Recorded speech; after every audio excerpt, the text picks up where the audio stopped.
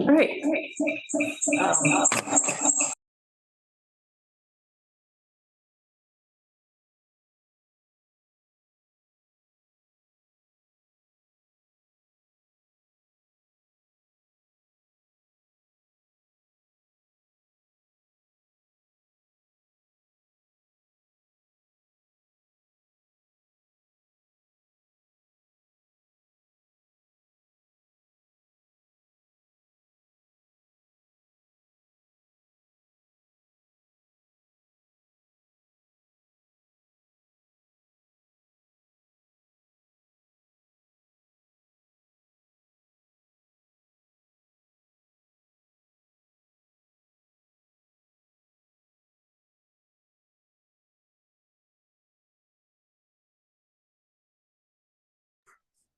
All right, so we'll get started. So this is the Manhattan Community Board 2 November Outdoor Dining Working Group meeting.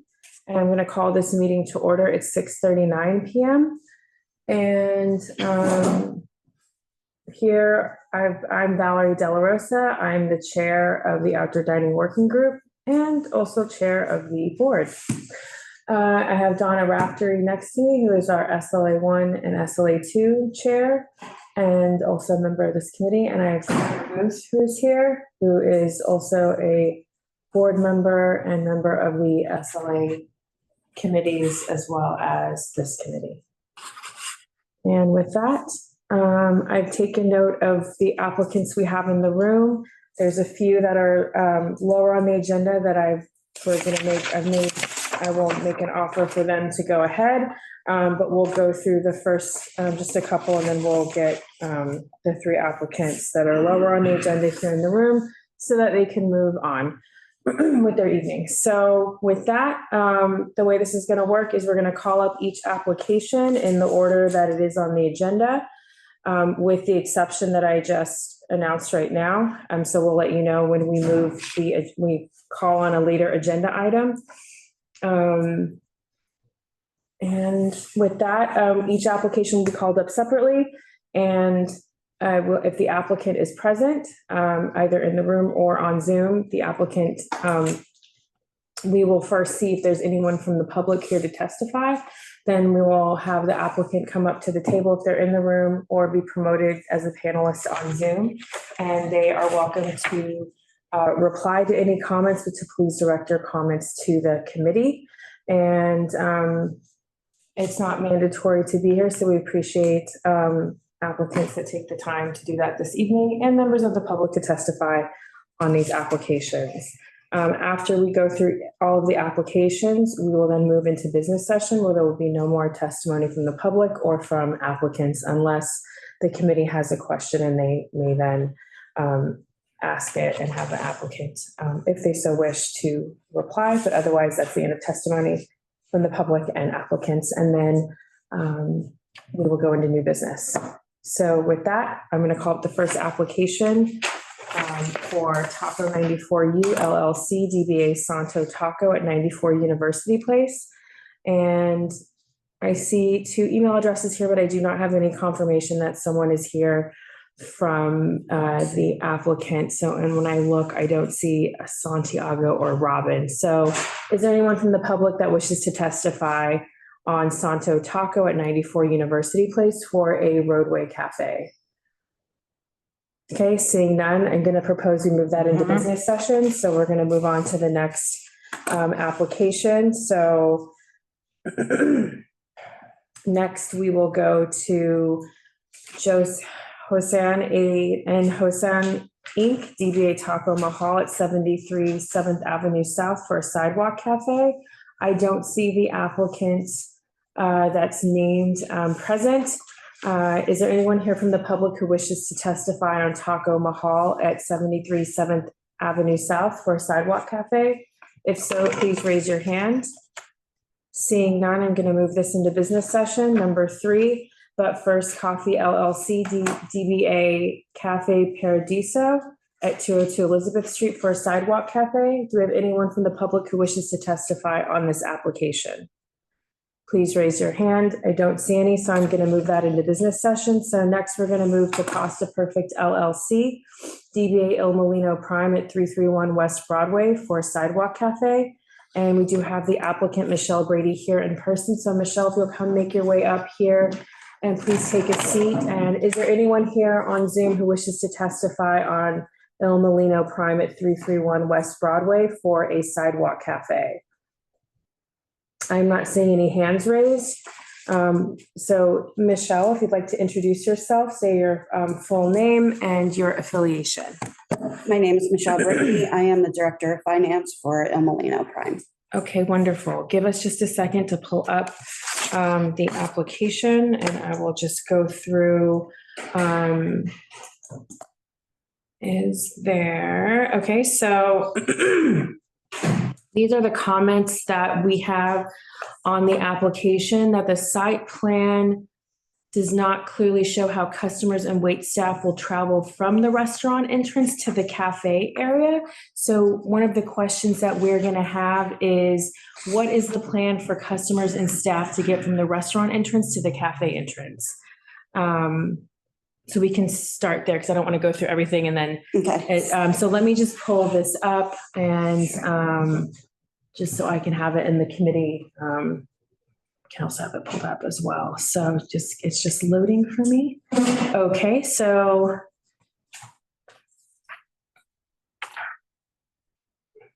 So mailbox, I'm just trying to get my. This is the side, if I'm looking at this is the sidewalk, right? Yes. And then this is a sidewalk? This is Grant, it's on the corner. So Grand Street, that's a sidewalk, but there's nothing on that. There would be no seating on that side, no entrance on that side. Okay. Everything's on West Broadway. Okay.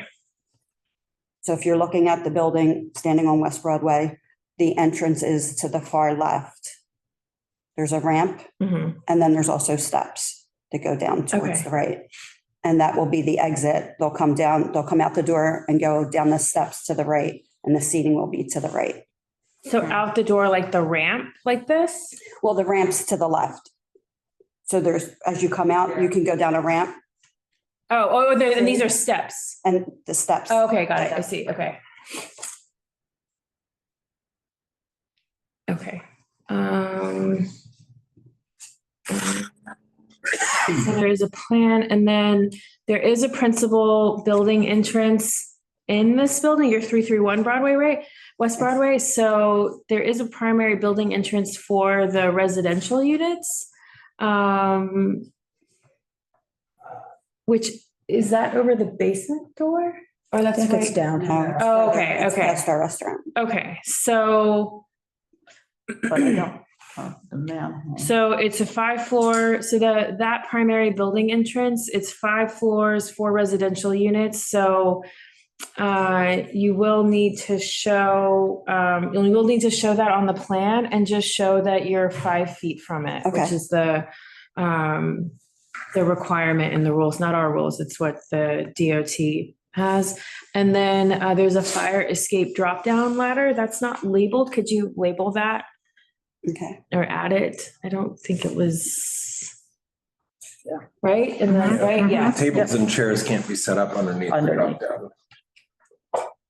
Okay, so then there'll need to be some sort of adjustment then? It's hard to tell, but probably, because I don't see this Yeah. on there either, so it's hard to Yeah. know where the tables are. But We didn't include that because we were told we only went to the end of our our place, our restaurant. where is that? Yeah, where is that here? Are you saying the end of your place is here? Or, I was just gonna say, can you make that bigger?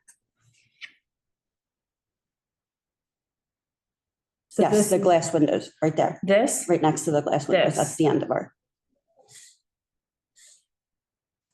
So that doorway basically that says Il Mulino is the end of your. So there's nothing going here, right? Because there's something, So it's not a problem, except I will say then the drawing isn't accurate because it looks Yeah. like all these seats I don't see how are that all over to the fits. right-hand side, and that door isn't indicated in there. Let's see that one.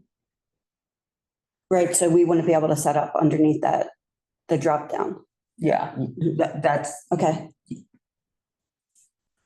So you're saying that the tables are gonna go in this space? Is it clear on this? Because Yeah, it's here. really hard. Here. The So- photo that's straight on is kind of. are the tables going in here after the, after this door? It looks like after the, after the hatch. yes. So they're gonna come this So way. they will be underneath So they there would to be that under the other. drop yeah. down, and so that's not permitted. Okay, You need to leave, and you need to be 5 feet from here. So you have to, so nothing against the wall. could be against the wall, but not under But the not under drop the down, and it has to be Understood. 5 feet from. Yeah. Got it. Yeah. Okay. Okay, so that's that comment, and then. Okay, there's just a note about the mailbox, that it's far enough away, doesn't Mhm. interfere, and. Comes at our ADA boilerplate, the sidewalk dimension links. At the bottom of the site plan page, and your application is labeled as 40 feet. But it's 28 feet. Oh, where did that window go? Let me get my mouse out. Okay, so on the site plan form. It says 40 feet, Okay, but it's 28 feet, 28. right? Yeah, so that needs to be updated, and then label the fire escape drop down 28 feet at the residential primary building entrance at 331 West Broadway. Show a 5-foot clearance from the cafe perimeter to that. And then on the site plan form, checkbox S22 for the primary building entrance, you should check that and then indicate that you have the 5 feet of clearance.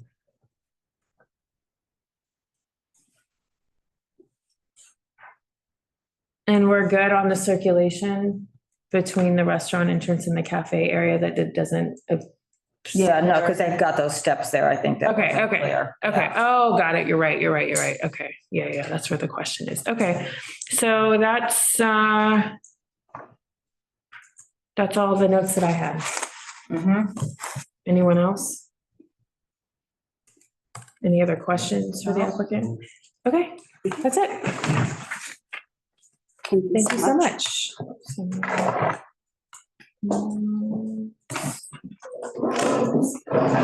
Thank you for taking the time. Do I stay here?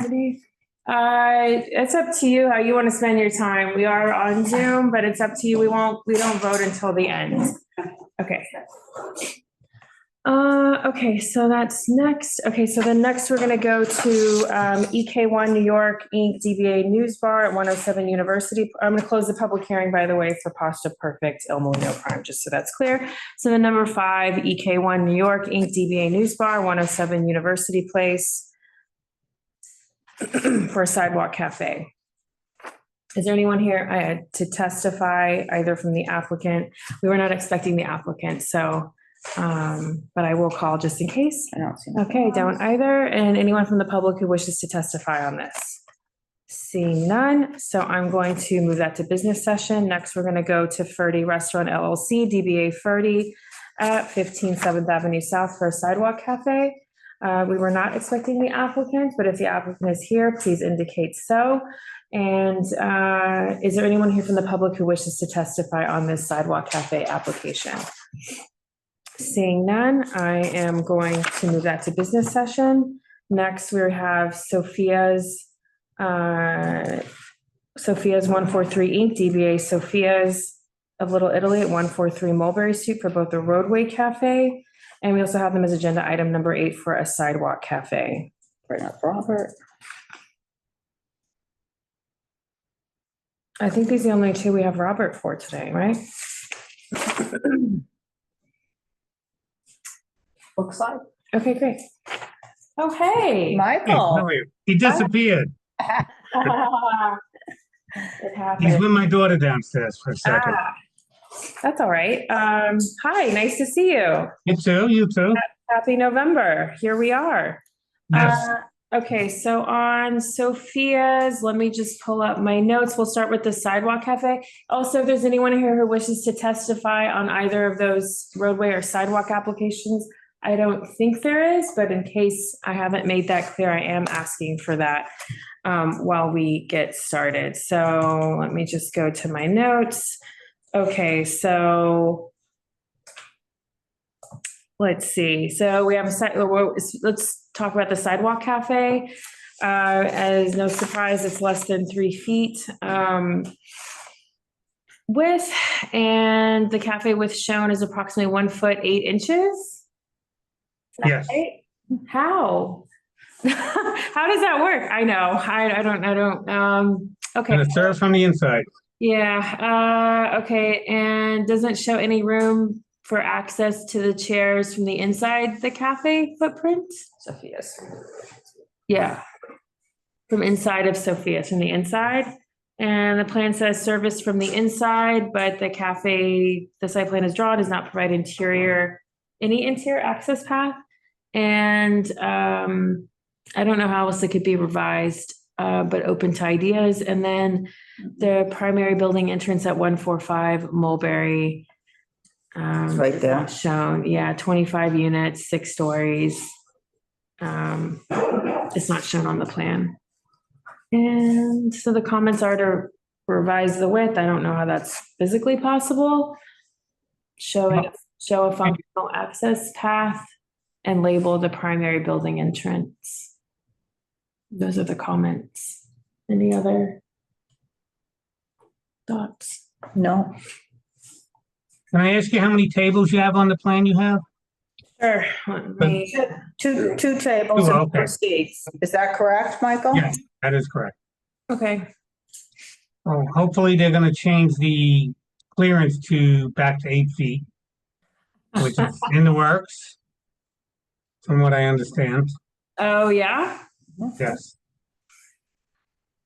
Okay, I see their old player, they had 1, 2, 3, they had 5. Yeah, they had 5 tables before in their historic plans, and this one has 2 due to the current rules. Okay, I don't know if there's much more to say on I that. just have a question on the measurements because I'm looking at the old plans. And it says that the sidewalk is 12 feet, 2 inches. Yes, we left out that little piece of the curb this time. Got it. Mm. Okay. Nice. First time. So in the past too, it looked like they'd weigh a lot of tables for just if it changes. They had 3 tables and 4 feet, 2 inches. Hold on, it, yes. Okay, all right. All right. I think we can move on to the roadway. Yep. Yeah, okay. Yep. So the roadway, okay, so this was previously presented to us, is that right? Michael, back in February, under a different entity? So we're switching it up a little bit. Hi, everybody. Hi, whoa, okay, wow. It's I'm like, back. Yeah, PSSP. Okay, so for PSSP, yes, we started out with the roadway, but then they sold and now there's a new liquor license. Mhm. So Okay. now we're here with Sofia's. Okay, great. So what's up? Is there any sort of FDNY review here? Yes.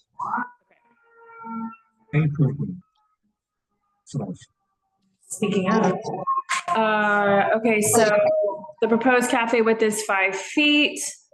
This is directly across from Christmas in New York, which has an approved roadway cafe.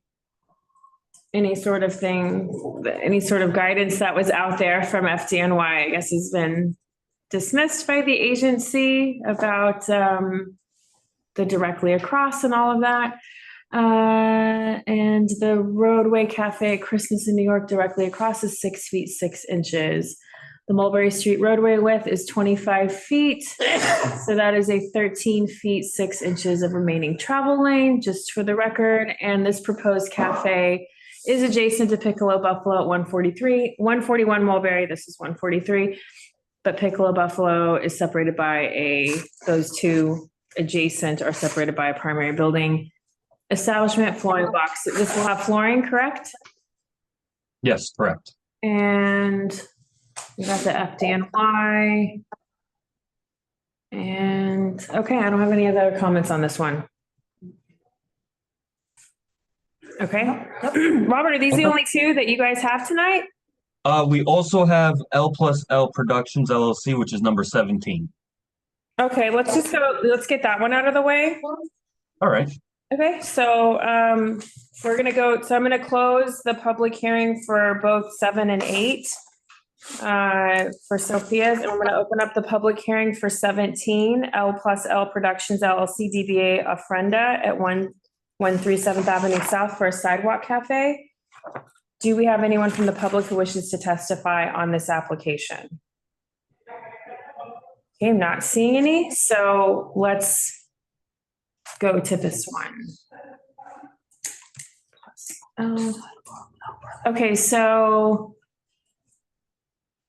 the application photos show an outdoor dining structure that appears bolted to the sidewalk or to the facade, which is not allowed. If you could speak to that. Can you confirm that all bolted structures have been removed? Or will not be bolted? Exactly where you're looking. Sorry.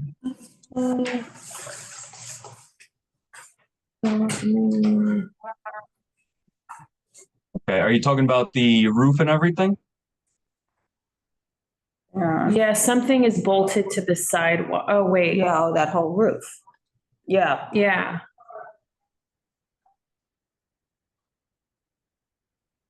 yes. Give me a Can't second. s- Maybe we could put a link. I mean, I guess I can share my screen. Give me a second.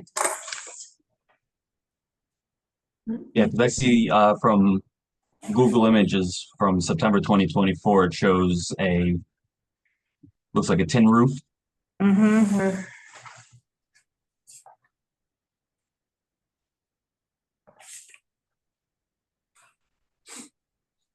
Yes.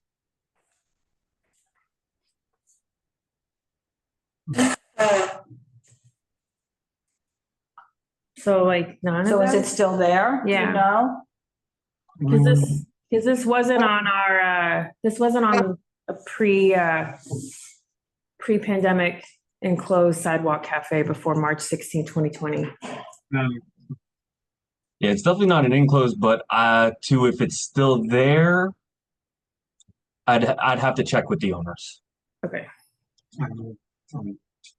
Michael's looking to see if he has any pictures right now, updated photos.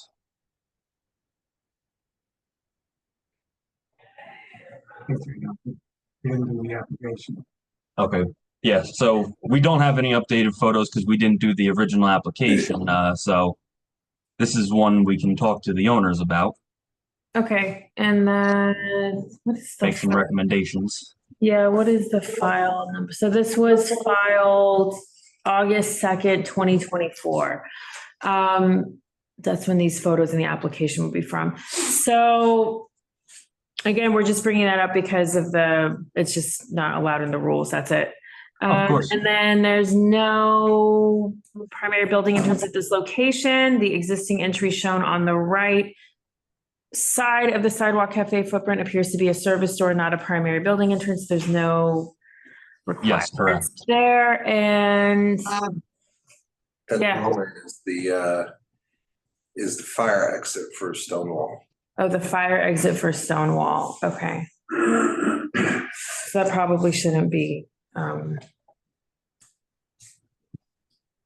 covered. Is the proposed plan to cover it? I have to look at it one more time. I don't have it memorized. Let me just look at the plan and then we'll move along one more time. So that, is that the one So on the that- right? Is that the one on the right? That goes, if you go back a little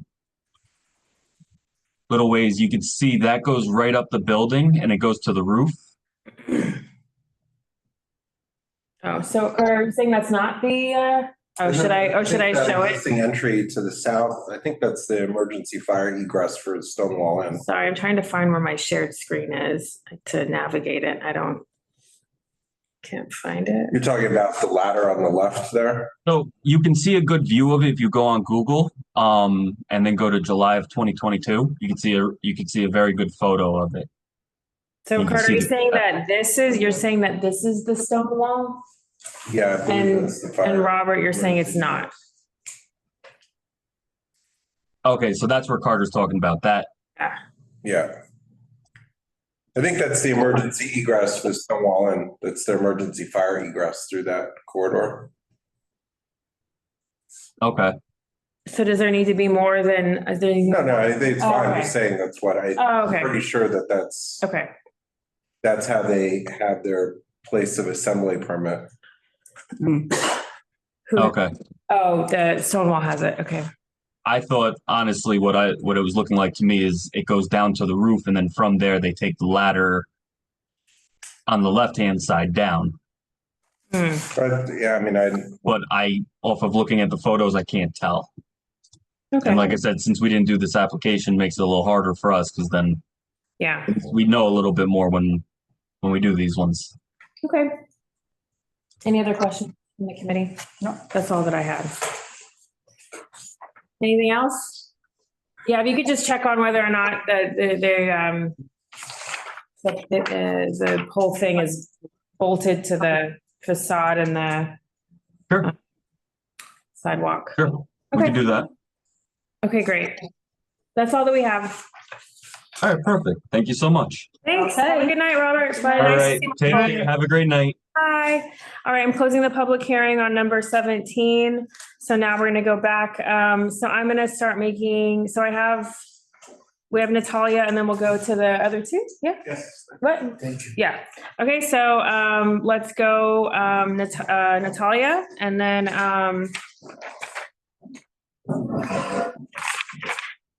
so we have wines and we're skipping to agenda item 10. Wines and Vintage Inc., DBA Cork Wine Bar, 69 Thompson Street, for a sidewalk cafe. Please introduce yourself. My name is Natalia. I'm the owner of Cork. Okay. So let me just go to my notes. And let's go. Okay, so let's see. So the application, I'm going to stop my sharing. So the application has a table proposed in the furnishing zone, right? So that's actually not allowed. In the furnishing. Yeah, so the furnishing zone is that place on the sidewalk right next to the curb. Not our rules, that's what the DOT Oh, no, rules no, are.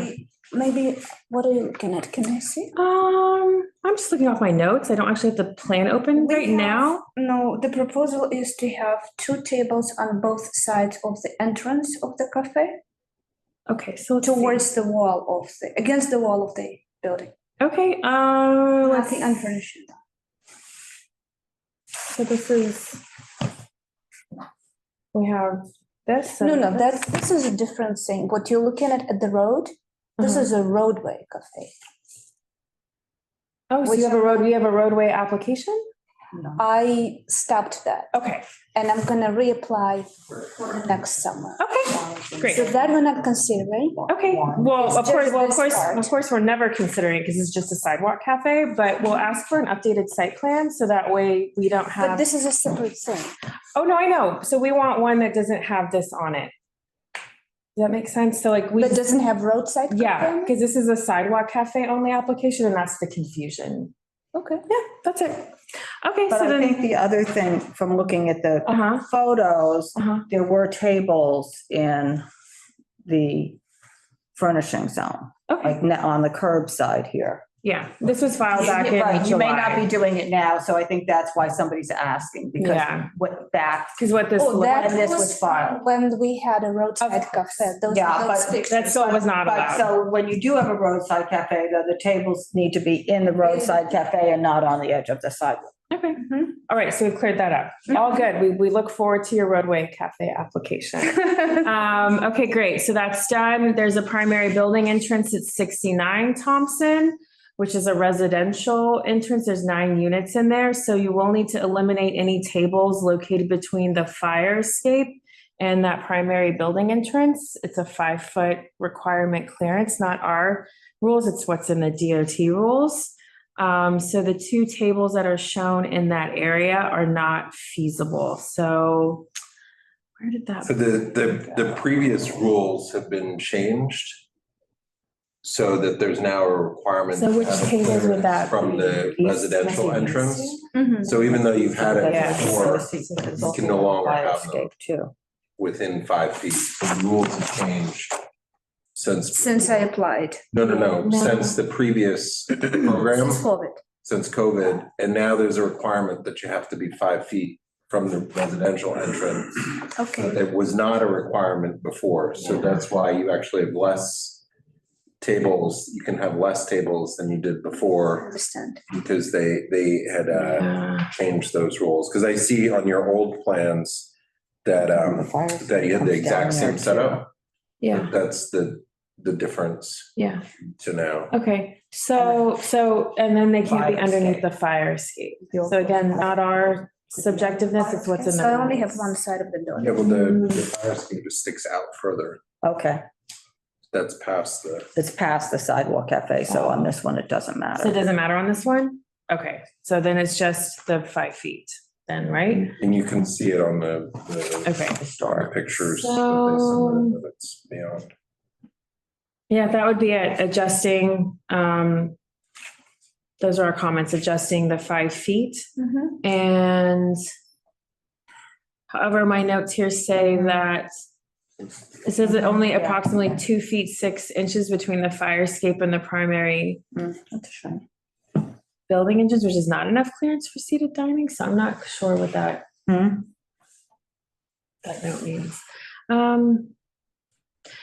On the site plan form, you need to check the furnishing box, because you're gonna have furnishings, you just have to say that they're movable. I know that they're movable, I can see from what you have, but there's a site plan form, and it just all becomes part of the record, so, oops. You are gonna have furnishings, so these are all mandatory, so you just have to check them. So it's like an incomplete. Huh? How do I do it? I already applied. You need to send an updated one, download a new form and send an updated one, because it's. To you or to DOT? To both, to both, Okay. yeah, to both. We don't want to extend this process anymore if it's, because we'll probably be approved with modifications. We don't want to add another 30 days to your process by denying it. So if you can get all this kind of wrapped up, then we can move it along and you won't have to, as denial, just so it's clear, doesn't stop this process. We're advisory, so, Gotcha. but. So I need to resubmit this. Mhm. Yeah, you just need to update the site plan so that this is removed. Because like I said, it's confusing. And then the site plan, you need to check if you're gonna have, that you do have awnings, and that they meet all of these requirements. So you just need to read through those and check them off. And then adjusting the cafe length, and you'll need to show reduced number of tables and chairs to comply with the mandatory 5 feet. So that's all that I have on that one. Any other thoughts? No, that, Okay, great. Okay, thank you. Thanks. Appreciate it. I'm going to close the public hearing on that. Lupe, do you guys want to go? Okay, so we're going to go to number 15, Lupe's East LA Kitchen Inc., DBA Lupe's East LA Kitchen, 110 Avenue of Americas, 100, I don't say the zip code. Please introduce yourselves. I'm going to ask for public testimony, but please introduce yourselves, and I will ask people to raise their hands. Miguel Hernando, general manager. Thank you. David Seixas, owner. Okay, great. Welcome. Thanks for taking the time. So we do have somebody with their hand raised, so I'm going to call on Darlene Lutz. Darlene? yeah, Okay. she's up. Hello? Hi. Can you? Hi.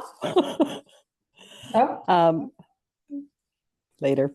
Hello, good evening, and so good to see the committee back. We're almost at Thanksgiving, so yay. Hello to Lupe's, Darlene Luke's here. We love Lupe's. They are a stalwart in the community. They have the, I'm going to say, unfortunate position of being next to Bizou. But that aside, I want to kind of wrap those two things together and say, you know, the behavior, we're always talking about the behavior. And behavior is, you know, what one gets away with, the other one wants to get away with. So, you know, I always look to our stalwarts to kind of, you know, just follow the rules.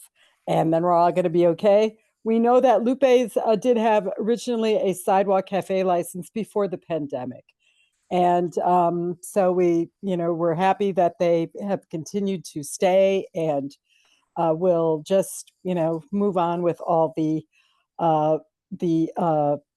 parameters that are put forth. And again, it's good to see you and thank you. Thank you. Great. Thanks, Darlene. Appreciate it. Nice to hear from you. Okay, so with that, just looking at the notes here. So this is a corner location, and but the Sidewalk Cafe is only proposed on 6th Avenue. Is that correct? That is for now. We not may on want to this. put one table, we'll amend or something. Okay. Any On comments? like just slightly around the corner. We're not sure yet. Okay. It might be easier to do that now if you're gonna. But then I have to send that, yeah. I'm Then then I have to send a new plan and all that, right? I mean, Anyway, yeah. I mean, All right, let's leave it as it's is. a 4-year license, right? Yeah. So I don't know how does that exactly work? And how long did it take you to get here? Wait, I can tell you. Wait, I can tell you. The file name, Oh, July 27th, 2024 is when you submitted this application. Okay, You're saying that was a long time ago. I right. mean, if you're amending it, it's gonna Oh, we'll just leave take it. forever to. We'll leave it. Like, if you want to add it, like add it now. Yeah, I that's. don't- Yeah. I guess I don't really understand. So I add it.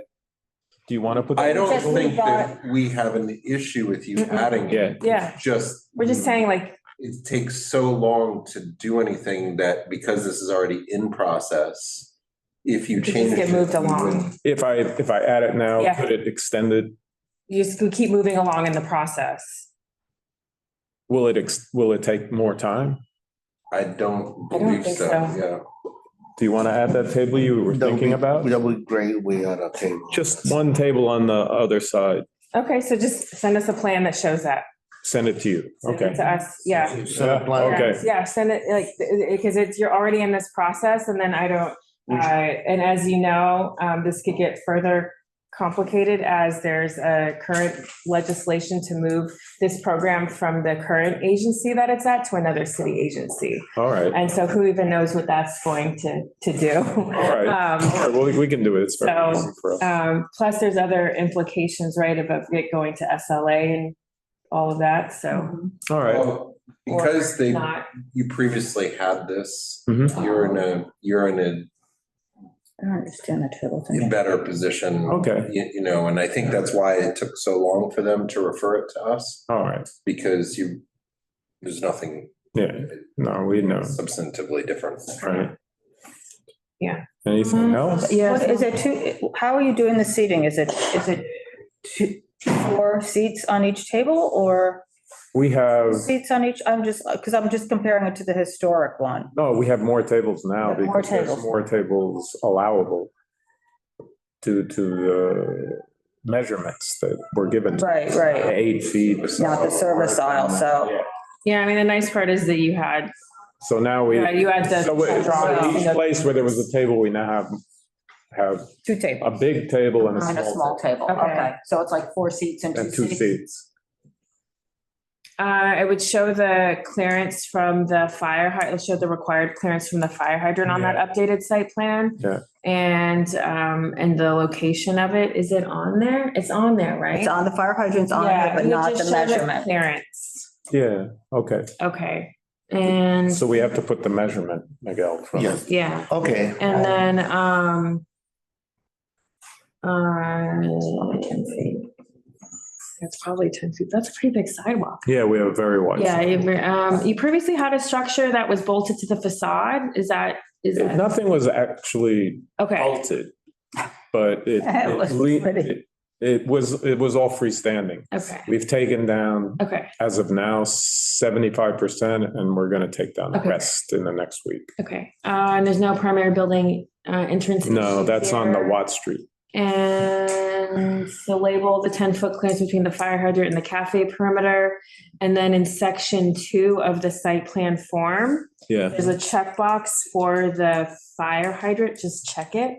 Okay, okay. And then indicate that you have 10 feet. all right. So it's And we'll add that table. S6. There's a lean-to thing, what's the story with that then? Oh, it's taken down, 75% or more has been taken down. And I can show you a picture. And then, We put it on the Instagram, actually, oh, that we took it down. wow.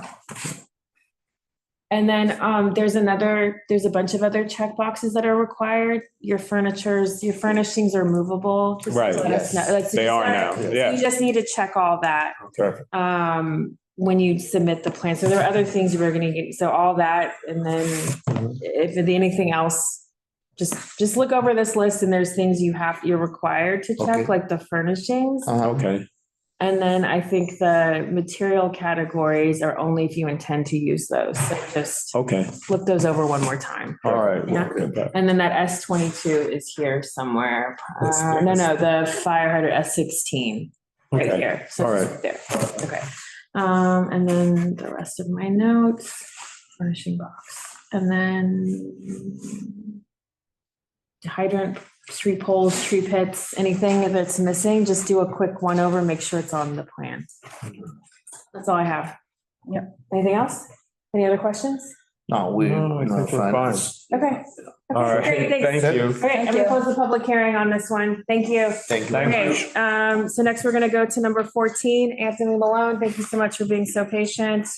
And good night. So I'm gonna call up Silken Thomas Restaurant Inc., DBA Swift Hibernian Lounge, 34 East 4th Street for a Sidewalk Cafe. Is there anyone here from the public who wishes to testify on this application? I'm not seeing any hands. Please introduce yourself and your role. Hello, I'm Anthony Malone. I'm one of the owners of Swift Hibernian Lounge. Okay, great. Thank you for being here. Appreciate it. Okay, so this is Silken. Okay, so let me see what my notes are. Okay, there's no primary building entrance adjacent or impacting, so there's no clearance requirements. Same comment about the furnishings checkbox. I'm sure it's movable, just if you could just double check all that and check it's just required. And yeah, that's all that I have on this one. Do you have any questions for us? No, so checking that box is re-download and resubmit that application with the correct boxes checked. Yeah, just send it back to And then who. copy CB2. Yeah. That's all that, I should have called on you sooner because I didn't realize we didn't really have that much on this one. Sorry about that. So Anything else? are there tables and chairs? There's no tables and chairs indicated? Oh, on the plan. On the plan. Oh, yeah, okay, So so we'll let's, need okay, that. that's what that note was. Okay, so let me just pull this up so we can talk to the image really quickly. Because the SLA will require that, the liquor, Table map. table and chairs. So if you could provide that to us, you seem to have ample room to have something there, so just have if you could just, because you're gonna need it for SLA anyways, they're gonna ask for, when I say SLA, I mean the SLA CB2 committee, and then as the larger authority. So I think, anything else on this one? Are you applying for a roadway cafe as well? This is this is a sidewalk. This is a sidewalk, right? It's no standing zones. Oh, no standing zone. Okay, got So it. you don't need Okay, it to apply. okay, got it. Okay, got it. I don't have any other comments. Do you? Just No. check those boxes and show us if you could resubmit this. This is like such straight edge lines. It's really nice. You have a background and Not really. okay. Nothing you need. All right, there you go.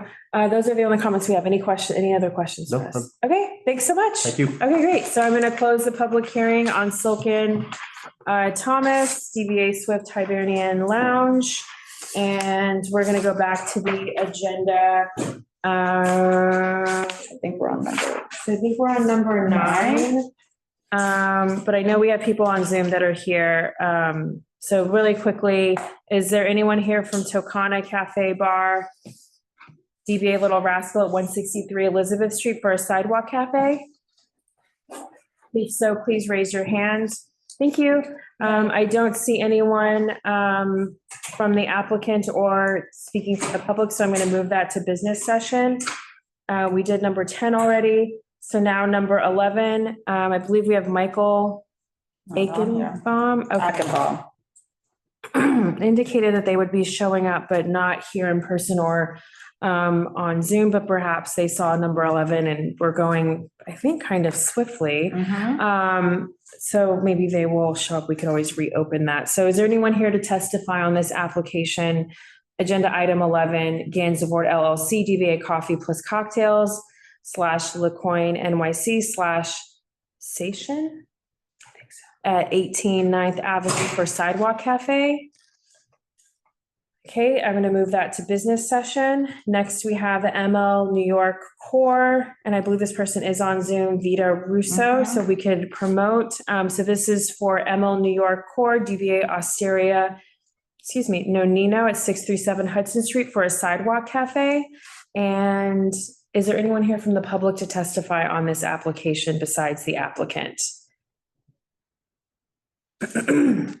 Okay, so not seeing anyone else from the public except for the applicant. So once the applicant, hi, hello. I feel like I remember I can see you on this screen, but I have to look at the camera here. Hi, please introduce yourselves. I'm Vita Russo. How are you? Hi, good. Thanks for taking time this evening and being so patient as we move this along. So you're Vita, right? Hi, and then who's next to you? Husband. My husband. Oh, okay. Okay, I didn't know if you had a formal role. And Vita, what's your role with Osteria? She's the boss's boss. So. Okay, got it. Okay, great. Oh, God. Okay, so representing the applicant. Wonderful. Well, thanks for being here with us. So let me just pull up my notes on this one. And give me 1 second. Oh, I think I did. Okay, so. Okay, great. So here we go. Okay, so this is a corner location. Yep. The site plan shows the sidewalk cafe is only on Hudson Street, not Horatio. Is that confirmed? Yep. Okay, and that matches the SLA stipulations, which state no outdoor seating on Horatio. And you're confirming that you're not proposing any sidewalk seating on Horatio, correct? No. Correct? No seating. Okay. So some of the notes are that the tables on the site plan as presented are very tightly packed together. And we just want to ask, it's not clear how the access and circulation within the cafe will work. Could you speak to that? I mean, they're tabled together, so if they go sit, they're all gonna sit at the same table, so the tables are like kind of together. So we just left a little room to pass for the waiters. So the tables, so they say it's a table of 6, table of 4, you see the tables are spread like that. So people are gonna pretty much sit at the same table. So just gonna open a chair and sit. Does this say the plan does have the 3-foot service aisle in there, which is great. We were just asking how people would get in and out through there. It is what it is. We're trying to maximize whatever we can. So it's just, Nope, I get. People don't really, thank God we're past COVID. So some people don't mind being that close. So, I'll just share my screen so people can see what we're talking about, right? So we're just, okay. Let me go back to the rest of my notes. And then for so that's, and then the tree bed, the clearance radius is only 8 feet, but because of the category of this and because, where is the tree bed right here? because the cafe is parallel to it, it does require, if the cafe did not, if it wasn't like this little part, it's parallel to it. So that means it has to meet the 10-foot clearance because the sidewalk is a global corridor, so it requires a 10-foot clear path. And so when the tree bed is directly parallel to the perimeter of the sidewalk cafe, it requires the larger number, the 10 feet. If the diagonal would work only if these two tables were gone. And it ended up here, then it truly is diagonal, but to have it only here, it actually, this is not met here. Does that make sense? So that's our comment on that's not. And then the other comment is the manhole covers don't seem to be accurately positioned on the drawing. Like they're closer to the seating. They're further north. The manhole covers are further north than shown on the plan, is what you're saying? So if you go to the pictures that are in there. Oh, 9571, if you open up that 9571. Okay, so let me go to that and then I can show that. Okay, 9571. So I'm gonna actually download that and then show it. Give me a second and I'll show you what we're talking about. Download, and then I have to stop this share. There's a comment in the chat. Is that anything regarding this application or no? I just noticed it. Okay, so let me share my screen one more time. Let me get a shot. So. The outer edge of the manhole covers on the southern side are actually at the building line.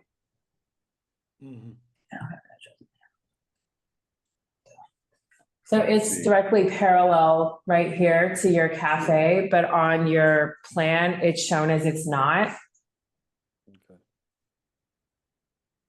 So you just have to keep that clearance.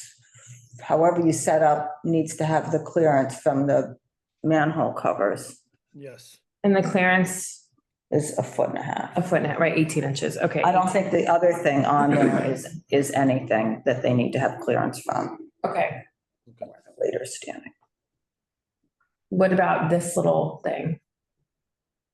Oh, that's far away from. That's how far is the clearance supposed to be from that? What do they call that? A pedestrian ramp? Pedestrian Right? ramp. I Is just that 5 forget. feet? I think it's 5 feet. Let me just look really quickly. I think it's pedestrian. It's not coming. Oh, I have to like get in the document. No, it should be. Pedestrian. I put it as one word.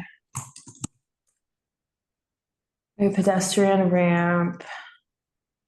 Okay, so it has to meet the clear path. So 10 feet. It's supposed to be 10 feet. I'll just put the language. For some reason, I thought that it was marked out, but I'll just put that language. They don't from the even have it. rules. They don't have it. I'm surprised they don't have it listed. Where's the chat? Here's the. It's someplace else. Let me get a. It's not an application. It's not? there, no. Okay, I just put what the clear path about the including a pedestrian ramp. Okay. Okay, so I think those are our comments. So adjusting the tree bed clearance from an 8-foot radius to the full 10-foot radius. And then you would need to revise the cafe dimension, like on your plan. And however that ends up, if you have to, if you only want to meet the 8-foot clearance, you need to bring the cafe in. That's your decision. Or you need to show the 10 feet. I don't understand. If you don't want the 10 feet to apply, then you need to move the cafe in. Otherwise, it's not compliant as shown. So. In other words, straight from the tree pit, straight out from the tree pit, I can bring it up again. Give me a it second. has to be 10 feet. Right. Uh, But it is 10, but it's just, I think it's a lapsus there because I think we left it 10, but I don't know why, because these are, my engineer, whoever did this, I think. Hold on, I have to make it. Because it goes past the tree pit. So it has to be 10 feet out when it's. Correct, no, it is 10, we try to leave 10 there, but it's just, I'm just saying that. Yeah. I don't know why it says 8 there, but. Well, likely joining us later is probably, I'm pretty sure Brian probably went and measured this one once he arrives. But anyway, so that's our comment there. So let me finish through the list. So, I'm sorry? No, in our side, what do we have to do? We have to send this. Okay, so you would need to just like submit an updated site plan to the same person who, both to DOT and then to, back to Florence, who emailed you about this meeting. So you need to adjust the tree bed clearance from an 8-foot radius to a full 10-foot radius. And revise the cafe dimensions in order to meet that 10 feet. And correct the manhole location, right? And show the appropriate required clearance. So as I put in the chat from the rules on page, I can tell you what page it was on. I just put the language from the rules. Of course, I can't find it. That the 10-foot clear, there needs to be 10-foot clearance from that pedestrian ramp at the corner. That's what's in the rules. And then, so whatever revisions you need to do to meet that, adjusting the length. And then, so once you have to adjust the length of the plan, of the site plan, you'll need to obviously update the plan, but you need to also update down here. And then the other one is the furnishings. This is the same note as we had for the other, that you are going to have furnishings, right? So you just have to say that if you are using furnishings, which most people are, because you're going to have tables and chairs, you just have to put that they're lightweight and easily movable, which I'm sure that they are, and that they're not, any other furnishings you're using are not affixed to the sidewalk. So you need to check those boxes. And then the awnings box, I think you have awnings on this one, right? You have awnings? Yeah, so you need to check that box. Again, I'm not sure why DOT deems this complete and accurate if these things were not. They should have checked this for you guys. And then, yeah, our other note is that the seating arrangement, it doesn't show functional access to the chairs. Will this come up in SLA, Donna? As long as they're fitting within the area. Okay. Then it's, okay. They can figure out how to get, they just know they have to serve within, that's what comes. Okay, okay, yeah. All right, and they do have the 3-foot service aisle in there, so. Yeah. All right, so those would be the changes then. Okay, so we have to update this and file the whole application again? I don't know how. You should be able to submit it to the portal and then send us a copy of the updated site plan and site plan form with those boxes checked. And so as you know, we're advisory. So if we can get this to an approval with modifications, it will, which means complying with what we just kind of went over. That's up to you if you want to do that or not. If you would like to do that, actually. Yeah, and so cool, awesome. And so to do that, then that would ensure that this doesn't get called up to a DOT public hearing and they can move along the process. So it reduces 30 days in the process. And then the cost to advertise that public hearing, which applicants have to pay for. So okay, that's it. check those. Okay. Okay, great. Thanks so much. Thank you. All right, thanks. So I'm going to close the public hearing on number 12. Osteria Nonino, and now I'm gonna call on Brasserie Felix Inc., DBA Felix at 340 West Broadway for a sidewalk cafe. And we had Talita DeNolan, who signed up to attend via Zoom. I'm not sure I don't if see anybody they're on Zoom. on Zoom. Okay, so the next, So move that to yeah, business. so I'm gonna move 13 to business session, and then let's call on Sweet Green, New York LLC, DBA Sweet Green, and we have Patrick Dowd who's here. Is there anyone from the public who wishes to testify on Sweet Green at 100 Kenmare for a sidewalk cafe? If so, please raise your hand. I'm not seeing any. Patrick, hello. Hi, everyone. Can you hear me? Yeah, hi. Let me start my camera here. Hi, everyone. Nice to see you all again. It feels like Yeah, I was gonna just did this. Oh, I know, I feel like we just did this. I feel like there's a hand on your face. Do we have the mouse? It's not you, it's on our end. But it was just very oddly placed. I feel like it's COVID. There's like a filter on. I can't turn off. I swear I'm not a cat. I don't know. Yeah, it's nice to see you. I was like, I recognize the name. I know. Okay, so let me pull up my notes on this one, Patrick. Thanks for your patience. Are you on the West Coast? Is that right? I am. So thankfully it's still within working hours for me here. But I will say that I lived in New York for nearly 10 years, and this was my Sweet Green that was closest to my office. So I'm very familiar with this site in particular.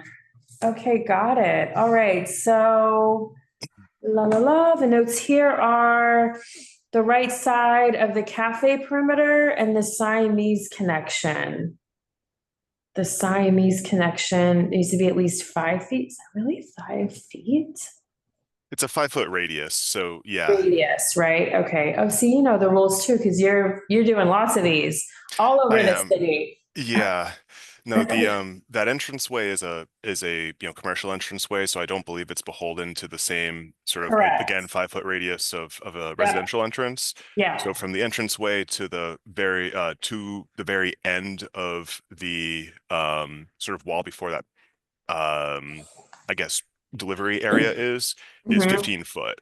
So there's not a ton of space there, but we're planning on putting the table to the just barely to the right of the entranceway, so the far left of the Siamese connection there, so that we're going to comply with that 5-foot radius requirement. Okay, great. Is that going to require an update to the site plan? It doesn't have 5 feet though here. This is a Siamese connection. What are they going to do? Move this in? Or they're just going to move the table away? I mean, it shows 5 feet here on the diagram, so I don't know what he needs to do. Okay. Right, because this doesn't have to be outside of the sidewalk cafe, or does it?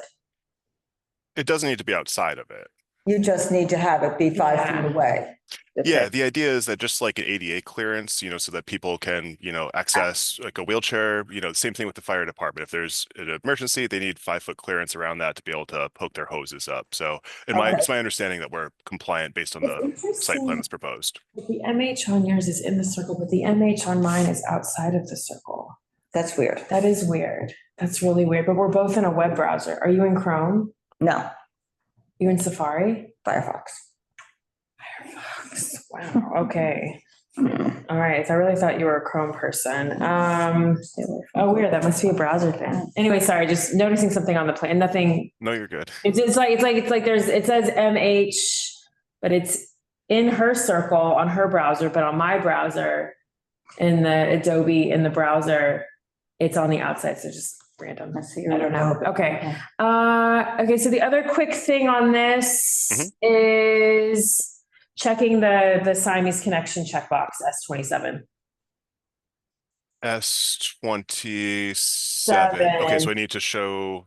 Just check it and say 5 feet. This is interesting that when I'm in Acrobatics in my circle, so I'm not in a browser, I'm in Acrobatics. Weird. Oh, that's weird. Okay. Interesting. I mean, like that has bigger implications outside of this to me. Yeah, exactly. Sorry, Patrick. Okay, so that's it. So there's no adjustment needed of the perimeter. Right? Right. Okay. So just a checkbox. Easy.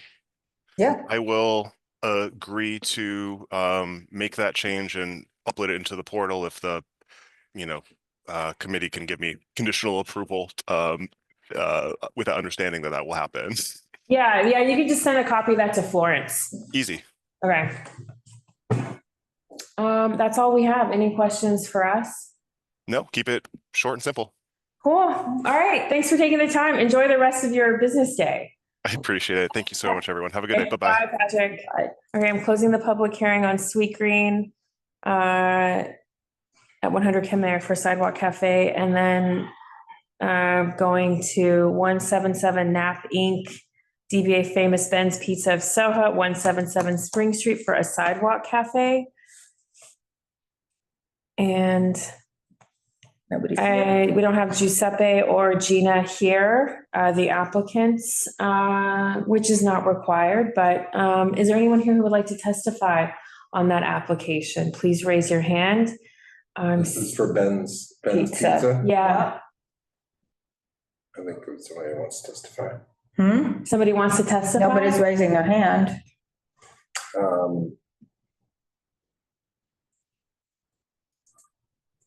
I'll give it a second. I'm going to get some water while we see if there's anyone who wants to testify.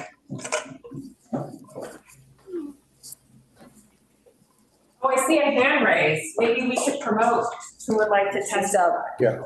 Okay. Arlene, you want to testify? I do. Thank you. And good evening again. I have looked at the plan of Ben's and I'm kind of confused. So, about what they're trying to accomplish here.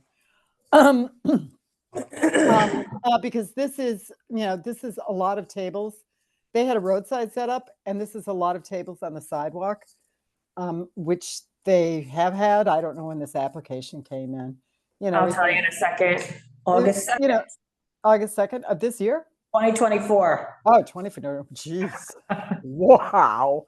Anyway, there's got to be a happy medium here because, this is a very, very busy corner here. And they already had, the roadway set up, which they reduced in size majorly because, it's Ben's Pizza. I mean, people aren't hanging out there. I supported their beer and wine license during COVID. I thought, why not?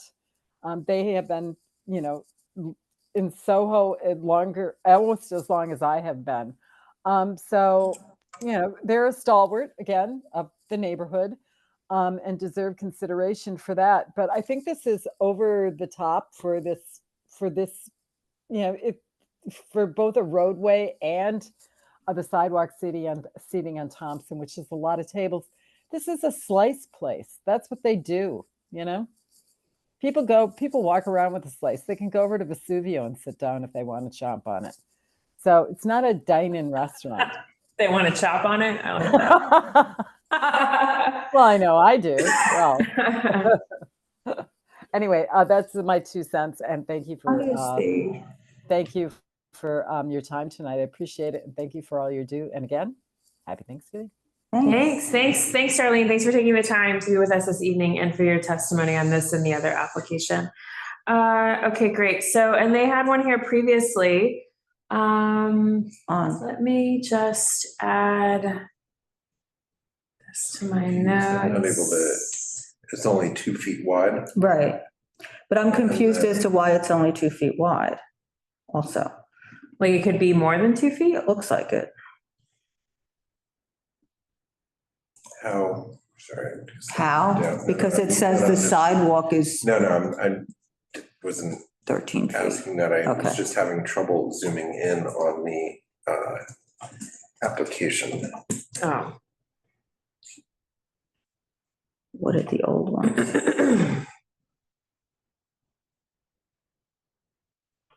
There's a number of different plans in there, just so you different variants. Oh, I was wondering that because they looked the same. I was wondering why there was 2 of them. Got it. You put them together. That's nice. Thanks. Thank you, Carter, for pulling together the historical information on all of these. case. Okay, so there's a lot of notes. Yeah, so we, because there's a 9 foot, 7 inch clear path, which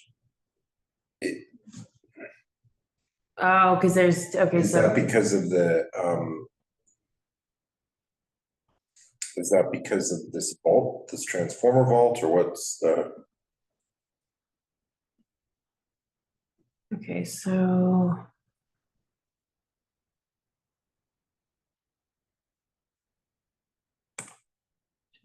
Path and required. There is room to adjust. Okay, so there is room to adjust, but what is the? Okay, so let me.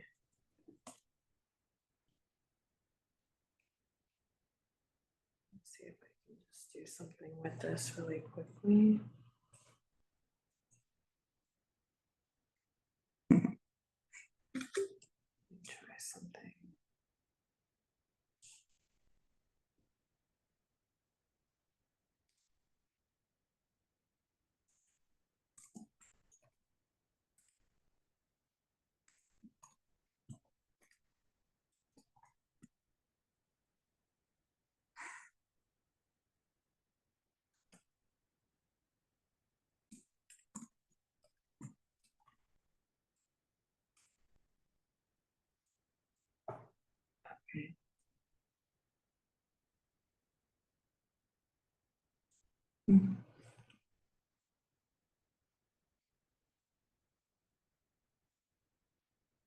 So spring requires a 10-foot clear path, but the plan provides 11 feet, 5 inches.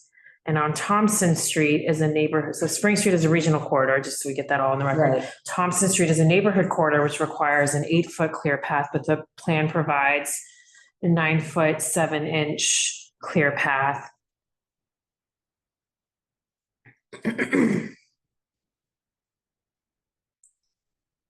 So both the widths of the both cafes on both streets on Spring and on Thompson, they over provide the clear path while under providing the cafe width.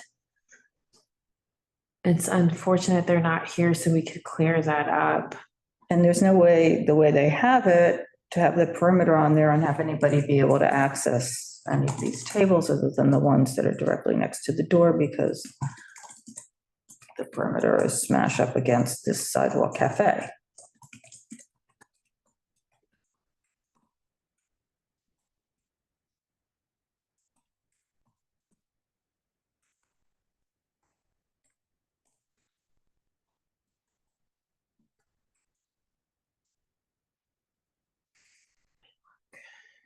I mean, maybe I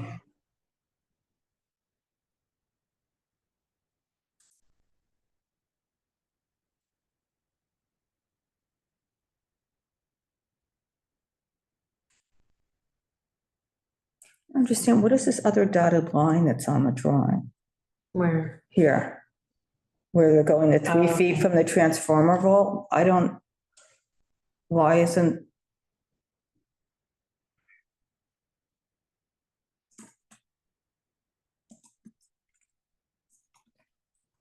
I don't understand the drawing, actually.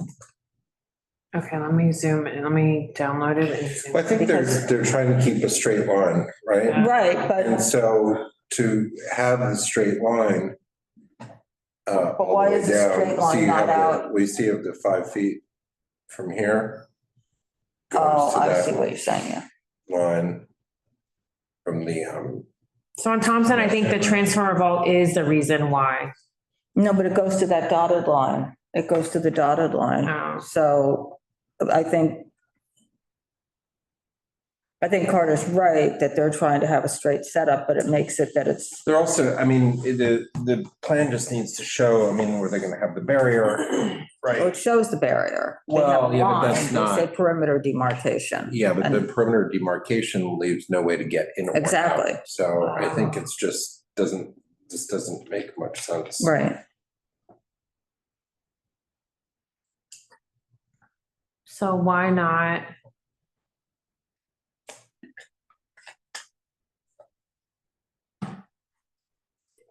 Bottom of the fire escape, external awning, the vault, 3 feet.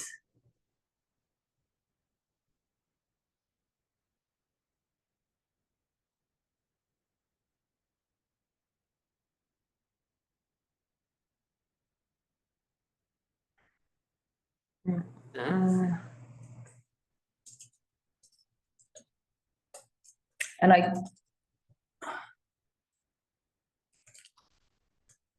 Yeah, my opinion, what they should do is get rid of this table on the corner. Yeah, I was gonna say And put the that. demarcation that goes from there so that they can go across here.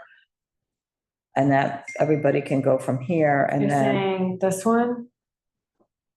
David, that Yeah, table? yeah. And then they can and they should maybe get rid of that one too, because then they could put a demarcation here.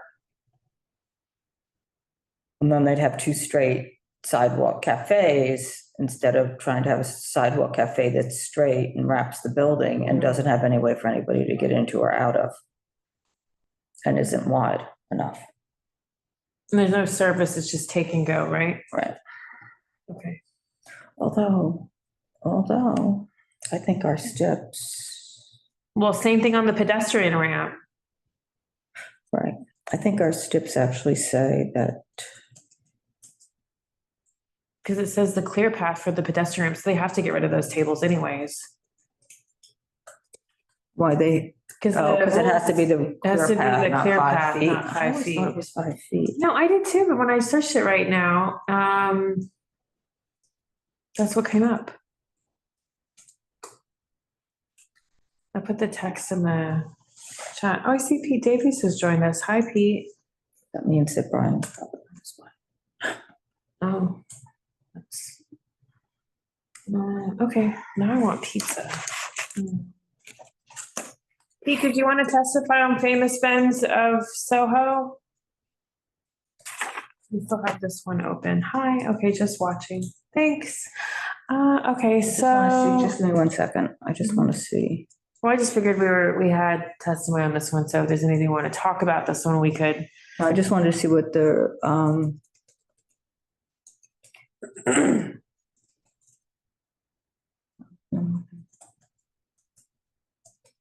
wow.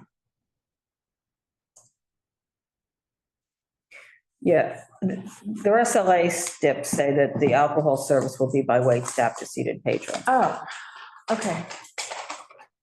All right, then I digress.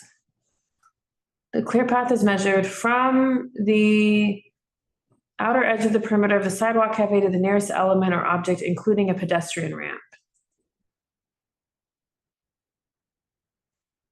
Right, that's what the pedestrian. Is that Yeah, right? yeah, Okay, yeah. I was like, Yeah, no, that's. I feel like I have it.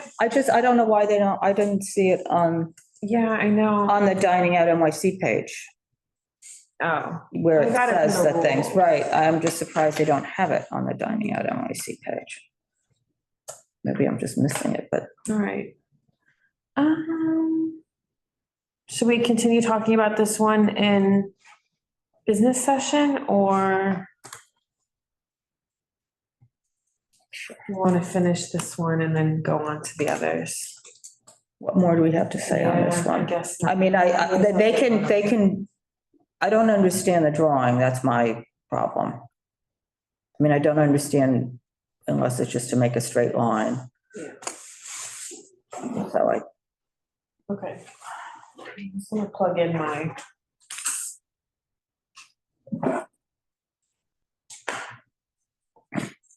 Really quickly, and I guess we'll move to business session. Okay. So we're gonna move to business session. I need to charge my laptop, so I'm gonna ask. Okay.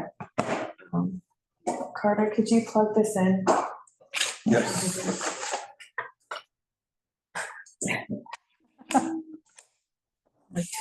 Okay, I can always unplug so. mine.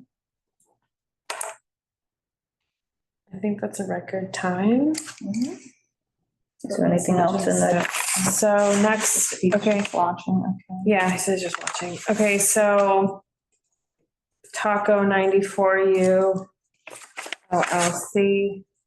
CBA Santo Taco at 94 University Place. So now we're going back to those. Yeah, so let me. Okay, so we've closed the Actually, public. I've closed the public hearing right now in business session. So let me pull that up and let me like get into the actual form to take the notes.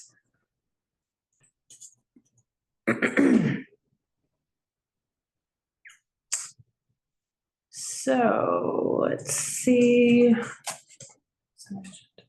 Okay. 94. And then to Susan Ginsburg, the shack.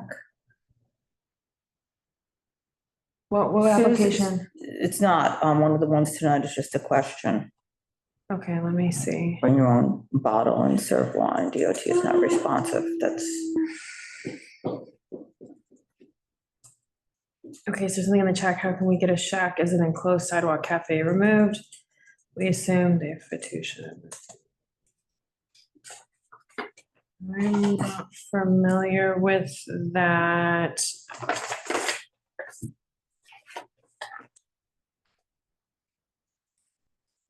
Let me see if we have them.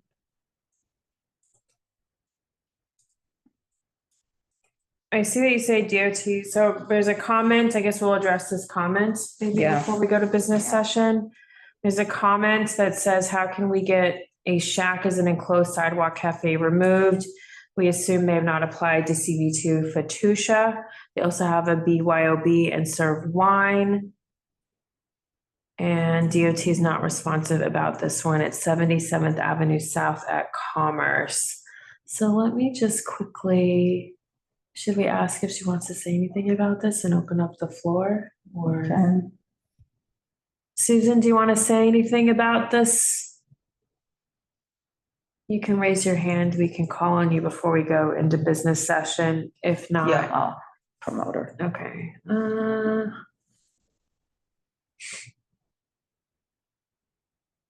Where's that spreadsheet?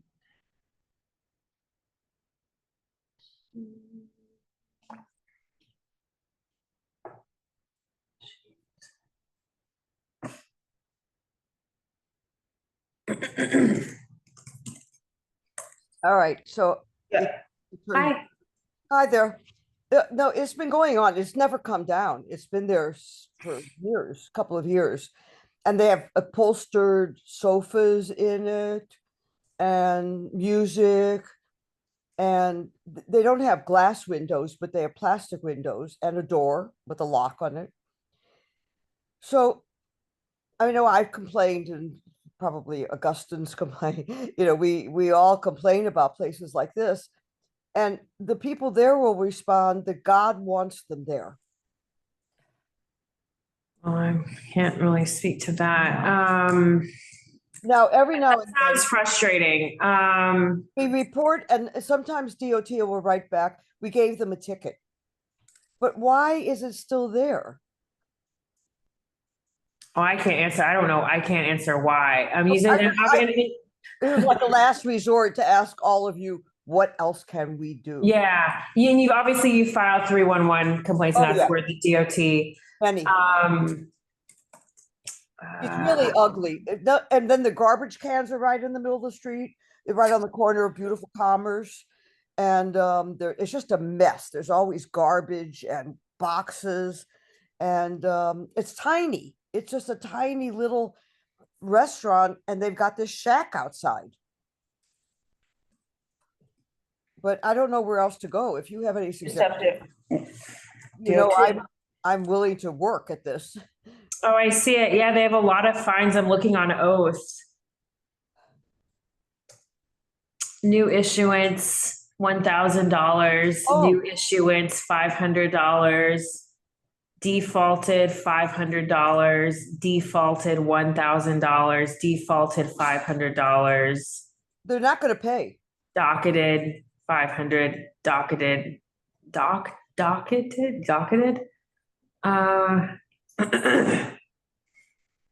So let me look at what does the summons notice say? I'm just looking on oath.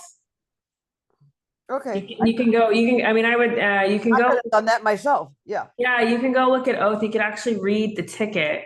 Okay. What the inspector says. I learned a lot doing this. So it says, I observed the respondent continued to operate a sidewalk cafe without license and revocable consent application was denied. The owner was issued a first summons. So I don't know what it means denied in that it never got sent to us because I don't have, It was never sent to you. I've looked at it. Yeah. Yeah. So that was Liquor license. I looked that up too because it says BUOB. It's always bring your own bottle. And you can't have that unless you have a liquor license. Right. I've learned a lot. Yeah, so it says they keep, so what they're, yeah, so it says that it's like not even about it being enclosed, it's that they don't have they're being issued the $500 is for the first offense and the $1,000 is for the second offense. But there's multiple ones of this back and forth. So the same thing, it says they wouldn't have gotten the summons if they had an application on file. So they don't have an application on file. So, Number one, I mean, finally, that's why I came tonight to ask you, do you think, are there any special variances on this that maybe it just says, I mean, and I'm looking at the third summons, the third one down from the list, and I just went and searched. You know, they had a summons hearing on the 3rd. Let's see when the latest one is. I don't know. I mean, you know, maybe you download those tickets and send them to the council member's office. Good idea, Nicole. Because you can see, and so there's a, and to DOT. I don't know what else. 77th Avenue South. Yeah, I can't look anything up on. Huh? It's 707 Avenue South. You have to write out 7 Avenue and then South. That's how it's very particular. So their next oath hearing date is on December 29th at 8:30 a.m. You could, maybe you call the number on here and find out what does that mean? Okay, I'll continue. I mean, And they're also, I noticed the other day when I went by, they're improperly advertising that they're BYOB. Yeah. And you can't, there's no such thing as BYOB unless you have a liquor license. That's what I looked that up. But they sometimes also will say, we'll give you a glass of wine if you order your dinner or something like that. They serve wine. Irrespective, they cannot have at a commercial establishment any alcohol on the premise, whether they give it away or sell it without a liquor license. That's why I came. I mean, this has been going on for what, 1.5 years now that we okay. Every now and then I just send in another one and use my name and I get back a response. We gave them a ticket. And have you filed anything with SLA? Is that the SLA only enforces licensed premises. So that's kind of ironic. What you could do is try the police department that they're serving. No, our police department, our community affairs people. I mean, this is just, I mean, it's really embarrassing. You know, we have that salt tank on Bleecker Street, which I'm sure you've heard of. They allow them to. Okay, so real quick, we just want to talk about Fatusha. I really don't want to tell you that the police allow them to block the sidewalk. Well, that happens throughout our community. We have pop-up events and this is not a pop-up event, it's a restaurant. Right, but I'm saying that there are lines throughout the community. But this one blocks the sidewalk and the curb and the other. That happens throughout Soho. That happens throughout. It blocks other businesses and, you know, it's just, you can't walk on the street and it's really embarrassing. It's really, anyway, what I'm saying is that. Okay. Back to Fatusha. Okay, so that's yeah. So, okay, that's, yeah. And, I would look on. Okay, I'll keep doing it. I would look on oath for Yeah, I'll those do that tickets. first. Because, it's just, Okay. it's. We got it. We got it. We got it. I mean, you don't like these situations either. No, of course not. No, not at all. But thank you for bringing this to our attention. Okay, great. I'll continue. I just was wondering if you knew any reason why it was still there, and it's really a shack. I mean, I see those other ones tonight. There was that beautiful one at the friend, with, the outfit. Then Darlene wanted to speak on Felix, which is on there. Thank you, Susan. We appreciate your continued By policing of the neighborhood. Well, thank you for taking the time to be with us tonight. Okay, thank you so much. Okay, bye. Okay. Okay, Darlene. So we're gonna reopen the public hearing on Felix, which is agenda item 13, Brasserie Felix Inc., DBA Felix at 340 West Broadway. Good evening, and thank you again. I just wanted to put in 2 more cents tonight on Felix, which is at the corner of West Broadway and Grand Street, another stalwart of Soho, open longer than I have been there. So, this has been, Felix is a noise factory. I think that's acknowledged in every way. Whether or not these tables are, appropriately, within, yes, they've been having them, they've had them out there. It's a raging corner. That's all I can say.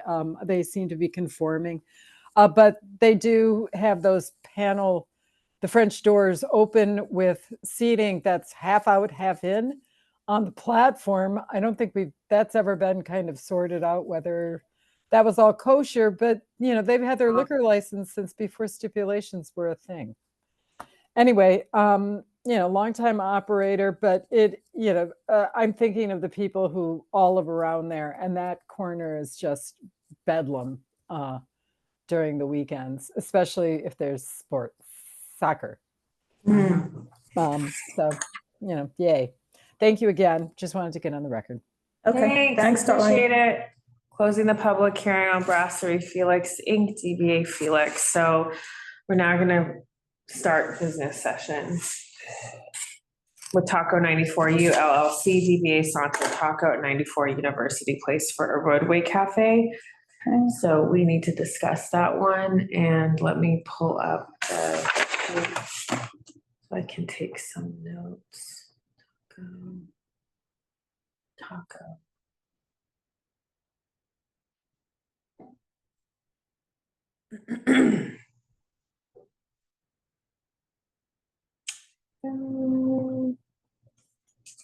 Really grainy, hard to read. Clearance is hard to verify.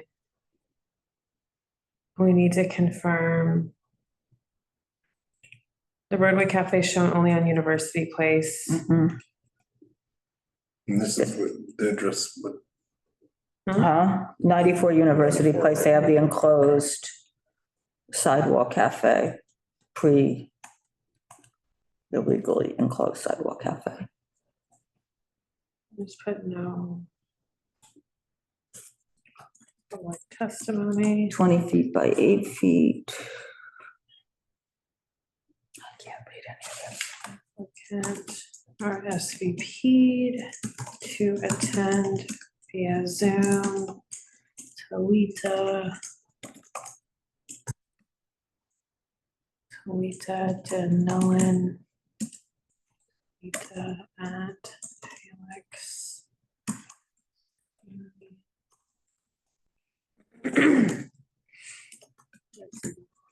Here. Okay, so what do they currently have? Do we know? What do you mean? They don't. Okay. They're new. When did they?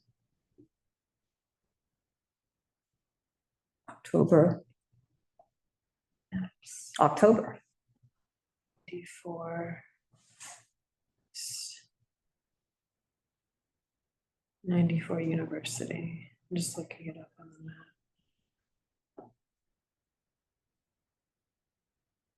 God, I hate immersive view.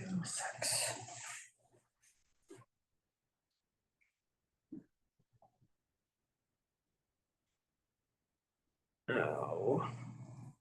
Oh, street. Starting point.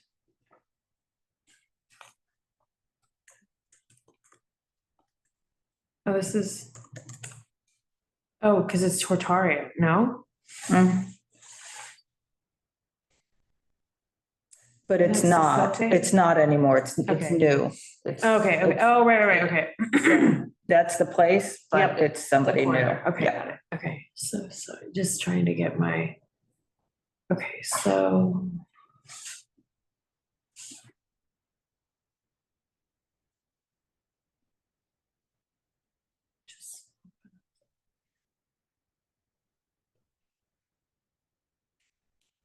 What did the notes say? Okay, so just, they don't have flooring checked. Is a ramp needed? The furnishing box is not checked. So they need to check the furnishing box. We need to clarify whether or not there's a ramp or what's the flooring transition, because this flooring box is not checked. And it's a pretty low resolution plan. But it does show. It seems to. Yeah, it shows the required clearances, barriers, roadway boundaries, and the cafe footprint. Right. And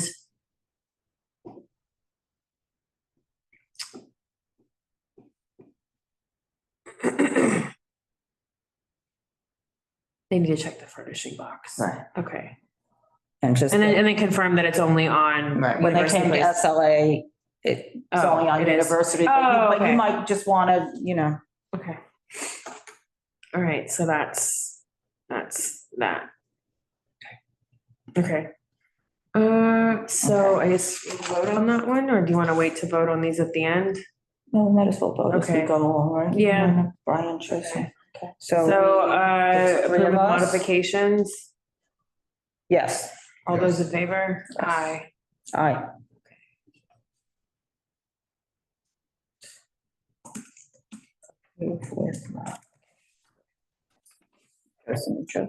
Okay, so next we're going to Josan and Josan, DBA Taco Mahal, 73 7th Avenue South for Sidewalk Cafe. This is agenda item 2. No one appeared on behalf of the applicant and no one testified from the public.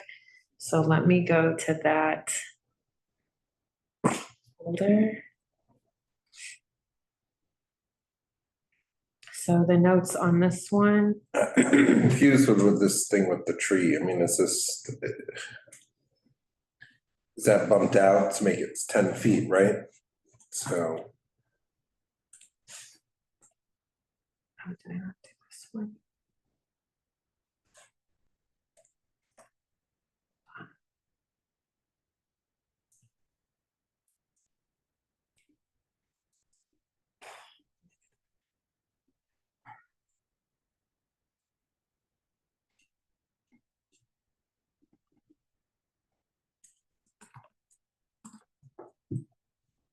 One second. My computer is kind of slow.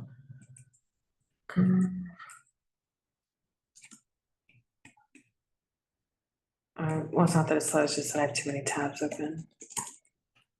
So what's your thing? Oh, I see.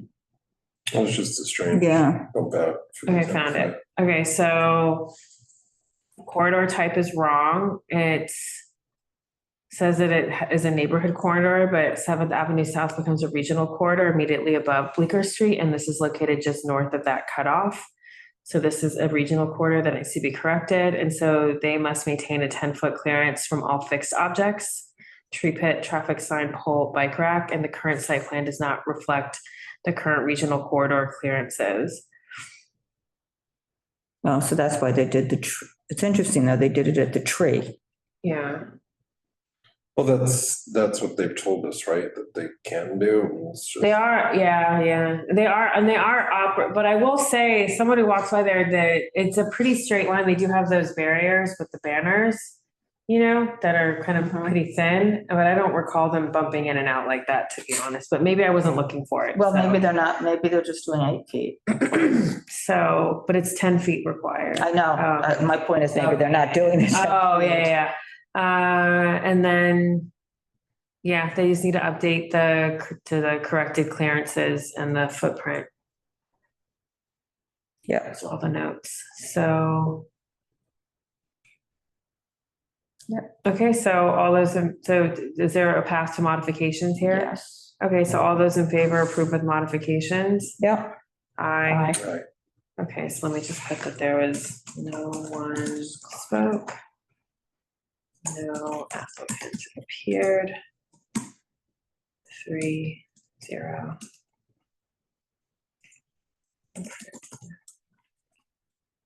Okay, so next. But First Coffee LLC, DBA Caffe Paradiso at 202 Elizabeth Street.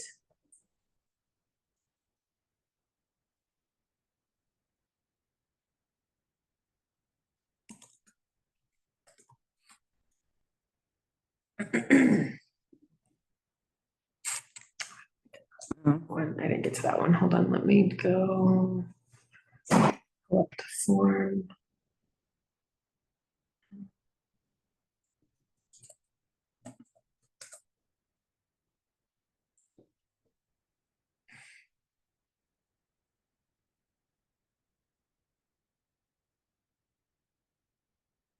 The only note on this is that the chair closest to the entrance would be the ADA accessible spot. That side of the cafe is not bounded by the columns sticking out from the building.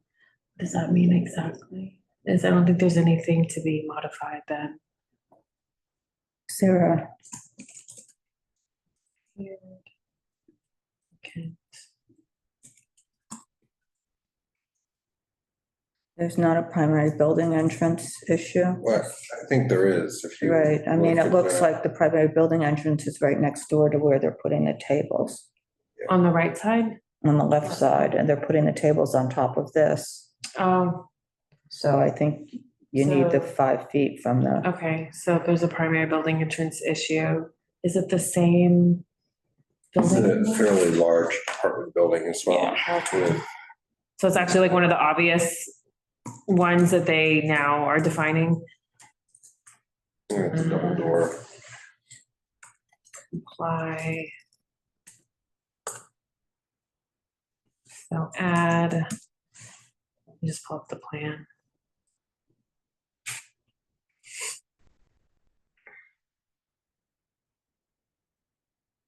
Oh, yeah, that is pretty.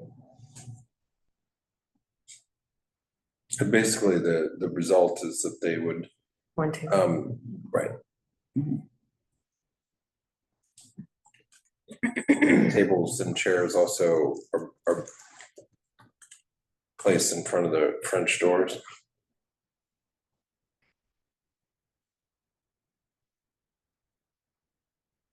Oh, this is weird.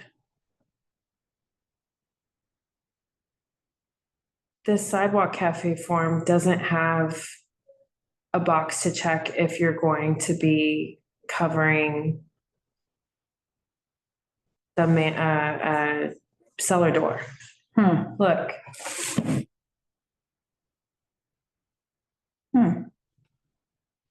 And so it looks like the storefront was altered Mhm. and they put in French doors. And it's also next to the primary building entrance, so 27 units. Okay, what's the building number? 202? It's the primary building entrance for 202. I think so. Okay, so let me just quickly look at the plan. So they need to, so it's not even on the site plan. Okay, so add primary building entrance. to the north. There's a north arrow on there, No, but it's to the north. to the right, to the left. If you're looking at the establishment, it's to the left. Okay, add primary building entrance to the left. And there is a very nice north arrow. Oh. actually. To the left of the establishment on the Yes. site plan. It is very nice, Yeah. very nice. Very fancy north arrow. Very fancy north arrow. Oh, Yeah. North.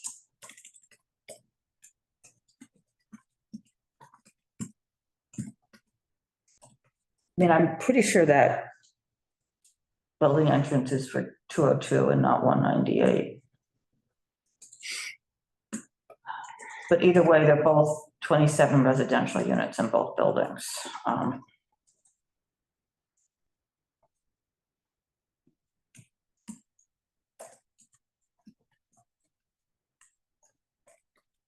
So let me set that. And add the primary building entrance to the site plan drawing north of the establishment. Yeah, that might. 27 units. I'm just looking up for the notes.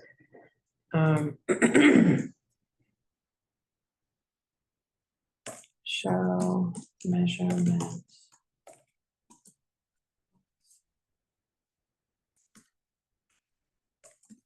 Required 5-foot clearance from the primary building entrance to the perimeter of the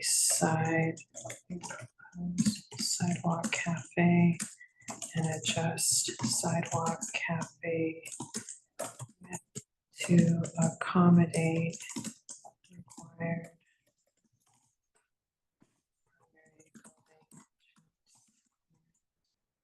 okay.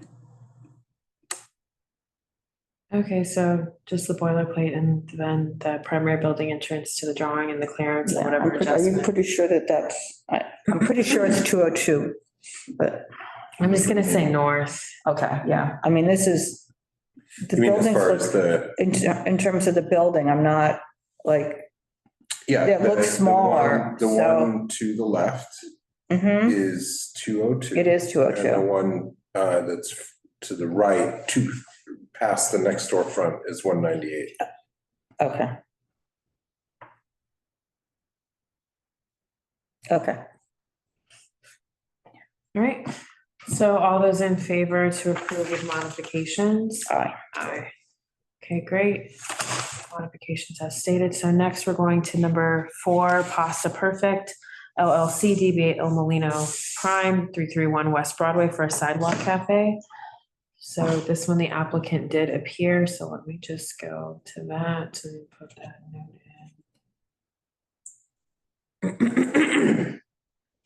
This one was good, right? Mhm. I think that everything, our questions were answered just because the ending of where the premises was. Yeah, so the Mhm. modifications are adjusting the sidewalk length dimension at the bottom of the site plan page from 40 feet to 28 feet to match the diagram. Label the fire escape drop-down ladder on the site plan. Add the residential primary building entrance of 331 West Broadway to the site plan. Indicate a 5-foot clearance between the cafe and the primary building entrance. And section 2, checking the box S22 for the primary building entrance and indicate 5-foot clearance. So all those in favor to approve with modifications? Aye. Carter? Okay. Okay, so next, Newsbar. EK1 New York Inc., DBA Newsbar at 107 University Place for a sidewalk cafe. So let me go to that one. I went too far.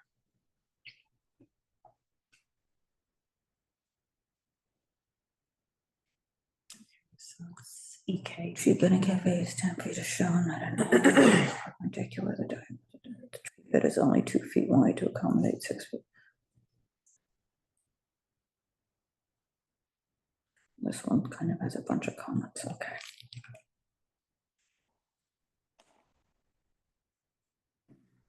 Clearance between the tree bed and the cafe is 10 feet, is shown at an angle not as perpendicular. The diagram suggests that the tree bed is only 2 feet wide to accommodate a 6-foot cafe and a 10-foot clearance on 18-foot sidewalk. Unlikely true. Unlikely true. I don't understand what that means. No clearance shown from the bike rack primary building entrance not labeled. I think what the unlikely true means is that if that sidewalk cafe is 12 feet, it's unlikely that the tree bed is only Oh, yeah. 2 feet. Oh, yeah. And that's, So the modifications are to label 107 University Place, the Carlin next door to the establishment on the site plan, indicate a 5-foot clearance between the primary building entrance and the cafe perimeter.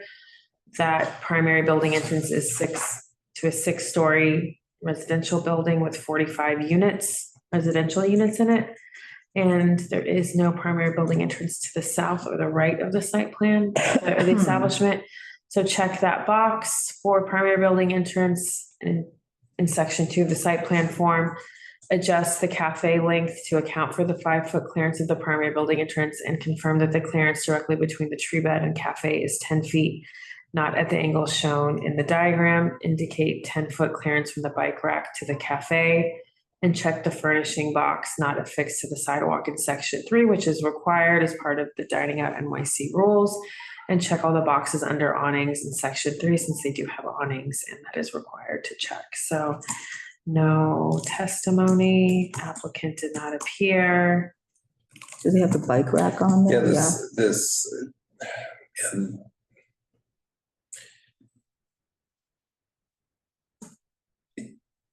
it seemingly seems okay, but there's. Is there a some pathway to them?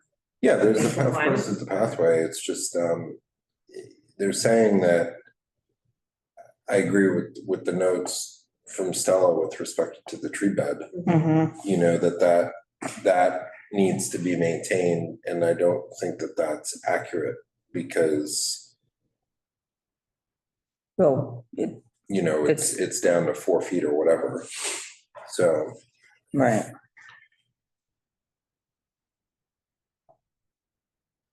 So do you want, And then the bike rack. And the bike also has rack. to have 10 feet. Yeah. So I think that 10 feet is if it's 18. So if the sidewalk is 18 feet, the sidewalk cafe area is 6 feet, you have 12 feet. So the bike rack is, from just looking at the pictures, that seems to be where that measurement is from. Most likely the 10 feet is from the bike rack, but the tree pit extends past the bike further, towards the building line. So, and it looks like it impacts the last table. So indicate the 10-foot clearance from the bike rack to the cafe and make any adjustments, right? Right. To the tables And and there's chairs. no north arrow, but it would be. Okay, proposed to comply with this required. Add north arrow. And the tree bed has to be more accurate. Okay, confirm that the clearance directly between the tree bed and the cafe is 10 feet. Yeah. Indicate that. If the bike rack is, then. More clearly on the site plan, right? Sure. All right, all those in favor to approve with modifications? Aye. Aye. Okay, so next we're going to number 6, Ferdi at 15 7th Avenue South for a sidewalk cafe. So let me pull up.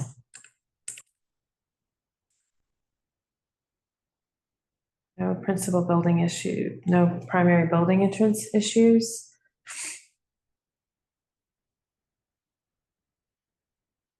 There's there's anything much to do on this one, so let me they had a sidewalk cafe prior, or this location did, and no one. No testimony. Applicant did not appear.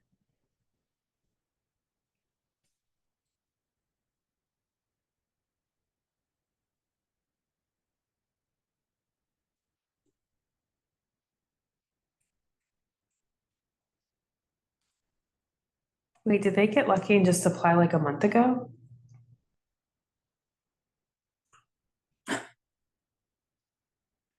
I can't look at the number because it's loading. No, No. I don't know. I August don't know why it says 10. Oh, that's the referral date. Okay.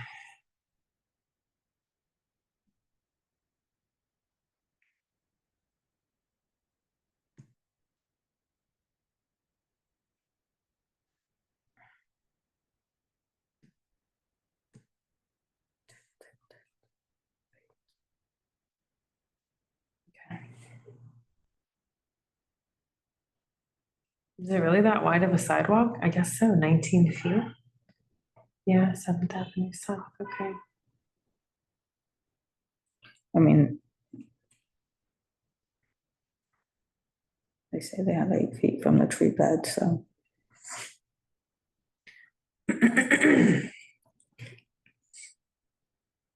I mean, but the tree bed though at the angle.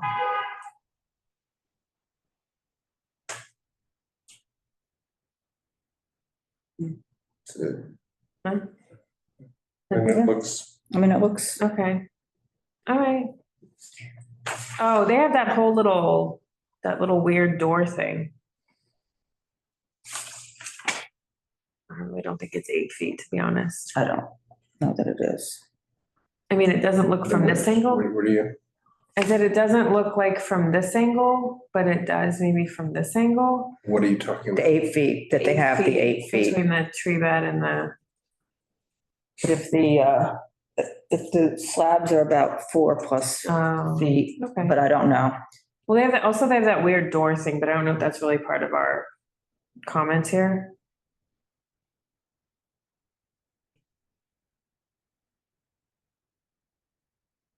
No, okay.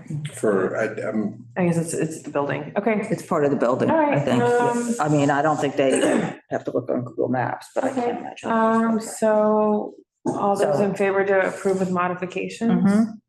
Aye. Okay, so next one is Sofia's. We have sidewalk and roadway. Man. The sidewalk,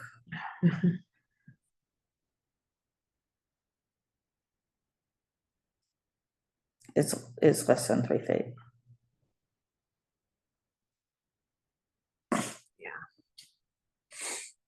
Even if they serve from within side, which they may not be able to do because the door's open. 25 Out. units. Speakers, no testimony. just, What?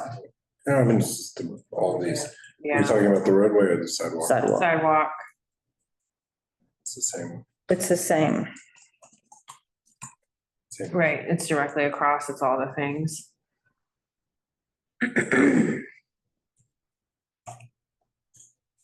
Just getting out of that. Michael and Robert were here. Okay, so I think, a denial on the sidewalk, all those in favor? Aye. All right, on the roadway?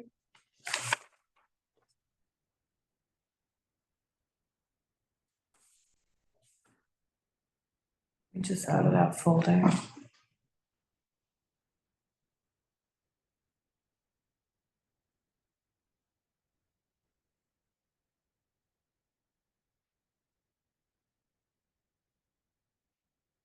What are our notes?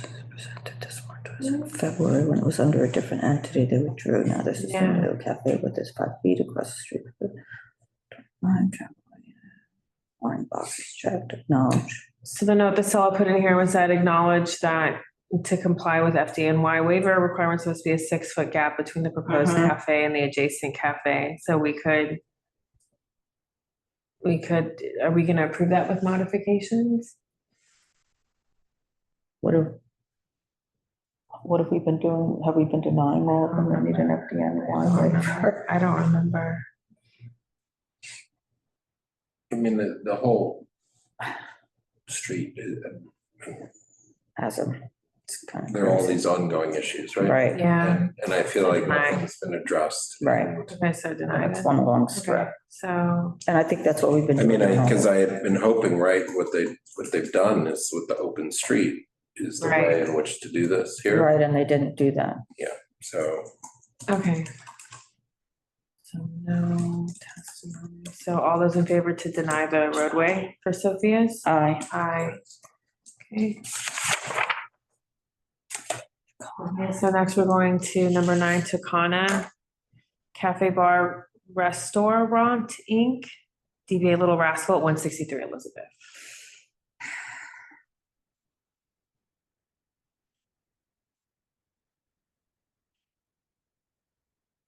sorry, I just having trouble seeing this one.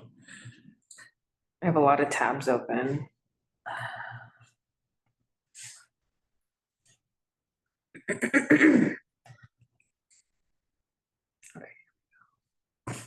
So this is on the Kenmare Street side, but this diagram is a little bit confusing because the store is on the bottom, not the top. Oh. Usually we have it reversed. Yeah, I mean, whatever, they're obviously allowed to do it. But I think that the plan looks fine.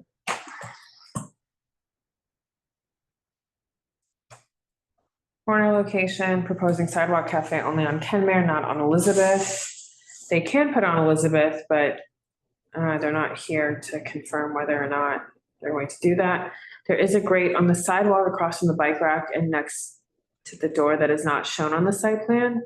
And they don't appear to be placing tables on it, but it needs to be on the site plan. The street lamp light pole at the corner of Kenmare and Elizabeth is not shown on the site plan. It needs to be, and yeah, so add the street lamp and traffic light at the corner of Elizabeth and Kenmare to the site plan, show the 10-foot clearance that's required between the lamp pole and the cafe perimeter, adjust the cafe lake dimensions needed to maintain the required 10 feet, check box S14.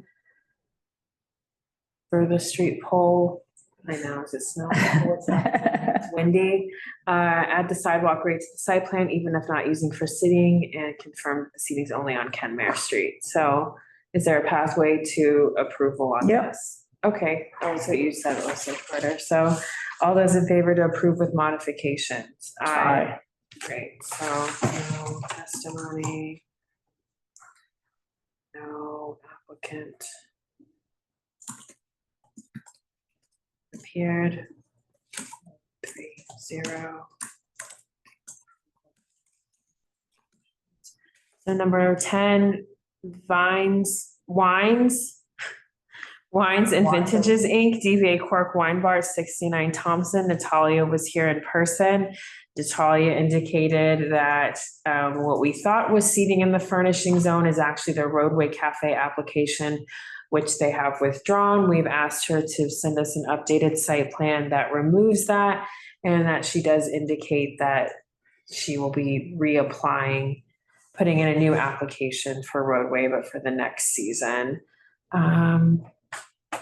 Let me just pull this up so I can put the notes directly in. This was. And then I think it was the 2 tables she needs to lose by the primary building entrance. Yeah, she needs to add the primary building entrance to the site plan, remove 2 of the tables to comply with the required 5-foot clearance for the primary building entrance, and also comply with not having tables underneath the fire escape, correct? So also checking the furnishing box and the awnings boxes in section 3 as required, and adding that primary building entrance showing the 5-foot clearance and adjusting. So no public testimony, no testimony. Applicant is Natalia Scheikler. Person. And with that, all those in favor for approval with modifications? Aye. Okay, so next we have Gansevoort LLC, DBA Coffee with Cocktails, LaCoin NYC, Sasheen, at 18 9th Avenue for a sidewalk cafe. Michael Eichenbaum had indicated in RSVP that he would be attending to represent the applicant. However, there was no one that appeared to speak on behalf of the applicant. So we had a lot of questions on this. This is a mess. So I added some notes in there. The cobblestones are a plaza. So it's not, the trees are not in the middle of the sidewalk. The sidewalk starts where it's a sidewalk. So the all site of plan this, is- all of this They can't put it. is not sidewalk, it's plaza. Ah. It's not sidewalk widening, it's plaza. Here's the curb, that's the sidewalk. Here's the street seating that's in the furnishing zone. Here's the trees that are at the edge of the sidewalk. So the site plan does not differentiate between the public plaza and the sidewalk, and the applicant incorrectly uses the full width, including cobblestones as sidewalk, correct? The global corridor rules apply here, 12-foot clear path is required. And your measurement note said that the applicant states the sidewalk is 48 feet wide, but that includes the plaza space. And according to the meatpacking bid, the plaza width is 28 feet. The sidewalk width is 20 feet. You measured 19 feet, 5 inches. Yeah, I mean, right, Okay. so we're roughly Okay. in the same place. So the actual sidewalk width is 14 feet, 7 inches from the tree pitch of the property line. Right, the actual sidewalk width is approximately the 20 feet or 19 and a half feet, measuring the curb or not, right? And then one of the measurements I had was about 14 and a half feet from the edge of the tree pit to their building, to the property line. So these are the modifications, showing the full 12-foot clear path measured only on the public sidewalk, not the plaza, measuring it from the curb where the sidewalk meets the plaza cobblestones, not including the cobblestones, showing 12-foot clearance from tree pits. The tree pits are on the site plan, is that correct? And we need a measurement of where the property line is. They indicate the property line, but they don't indicate a depth.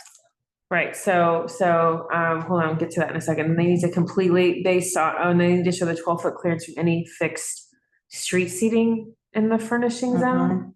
And then they need to completely reconfigure the cafe layout so it fits within the actual sidewalk width and shows the required 12-foot clearance for the global corridor. And then they need to indicate the exact width of seating located within their property. So they need to show the property line. And then. Which they do. They Okay. show the property line, but they don't give a measurement for how much from the how deep is that property line that's on the sidewalk area? You know what Okay. I'm saying? And DOT does require that if they're putting stuff on their private property, that it still is indicated. And then they need to redraw the entire plan to distinguish the public plaza, the public sidewalk, and the private property seating.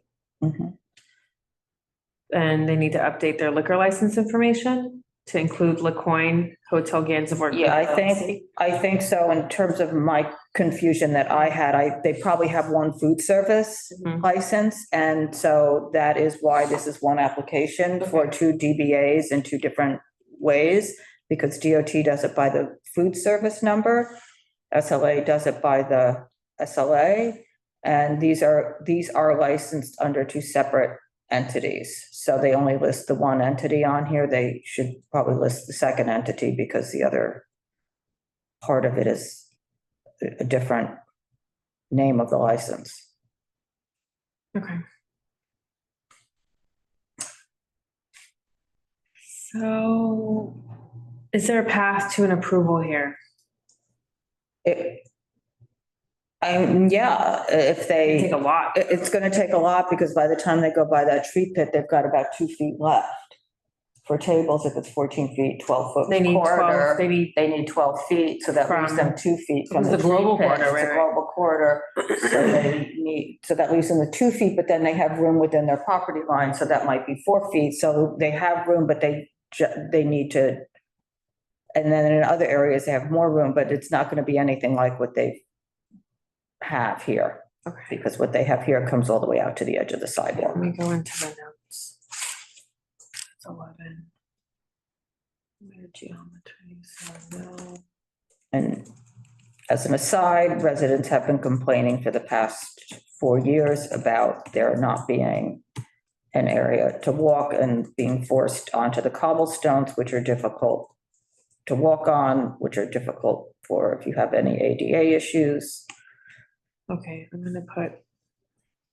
I can scroll down, I can put these in.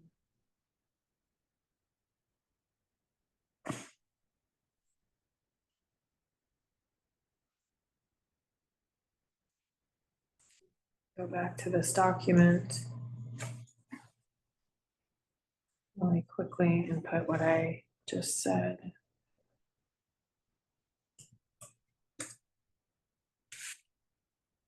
I'll clean this up. Okay.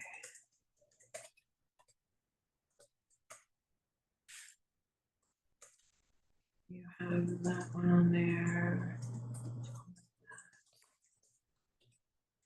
It's putting a 7. Okay. Applicant. Just write that someone did RSVP, Michael Aikenbaum. Aikenbaum. Is that an attorney or not? Ackenbach- No, he's the licensee. RSVP'd. Did not. Okay, so all those in favor of approval of modifications? Aye. Aye. Okay, so next we're going to number 12. Yeah. ML New York, Core DBA Osteria Nonino, 637 Hudson Street, for the Sidewalk Cafe. So Vita Russo appeared on Zoom, and the other person that was with her Husband. was her husband, so not affiliated, but I had things to say think about they it. both own the business. Oh. They may both be, not 100% Oh. sure of that, but he's there all the time. Oh, okay. I mean, it's, yeah. Okay, okay. Okay, so number 12. Oh, so Emil, I'm just looking for. I'm so parched.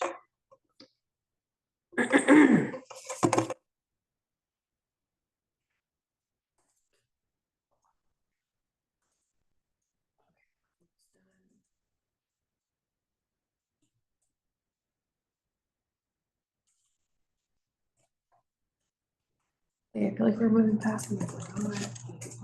Sort of are. This is nowhere, no public. We are with laws. Huh? I said we are with laws. Okay, with laws. Testimony, so Vita Russo appeared on Zoom.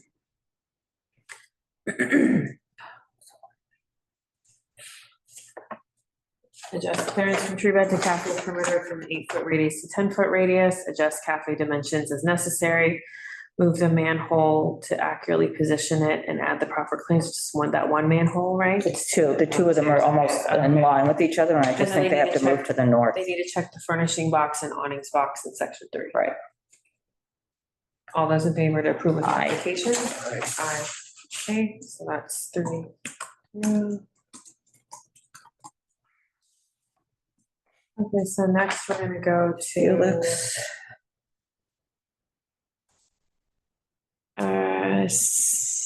Brasserie Felix, Mhm. DBA Felix, 340 West Broadway, Sidewalk Cafe. Talita Denulin, who's associated with this establishment, did RSVP to appear via Zoom, but did not appear. And we did have testimony from Darlene Lutz on this one. Mhm. And let me just go to that folder. Give me a second.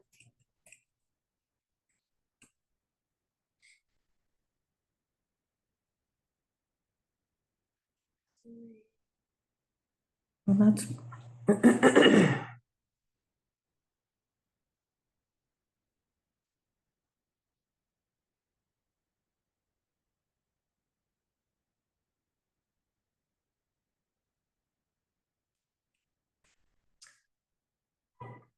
Okay, historically very crowded seating and furnishing zone, difficult to navigate this corner and stretch of the street, corner location, but seating only proposed on West Broadway to be confirmed.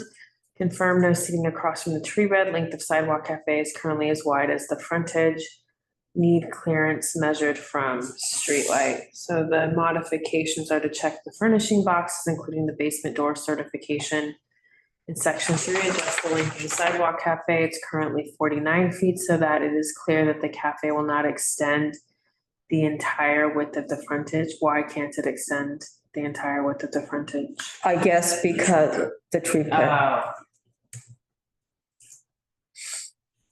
And there will be no seating, okay, and then that there will be no seating across from the tree bed to ensure that the 10-foot clearance is met. Label the streetlight and show 10-foot clearance from the sidewalk cafe perimeter, checkbox S14 to indicate 10 feet clearance in section 2 and 88 boilerplate. They need And then- to also put in the dimensions of the tree bed. Okay. Yeah. It's a, It looks tiny. Speakers, no. Oh, no, we have documents. so, I mean, the Is there a pathway to compliance? compliance, I mean, there's a pathway, but the compliance issues here have been a challenge through, over the years, from any number of different issues. I think that the streetlight also It's not, it's not accurate. accurately placed.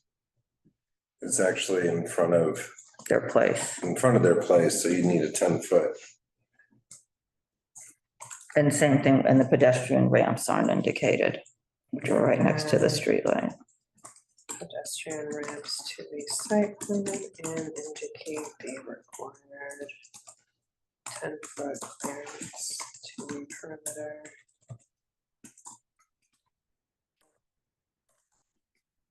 Sidewalk cafe, okay. And,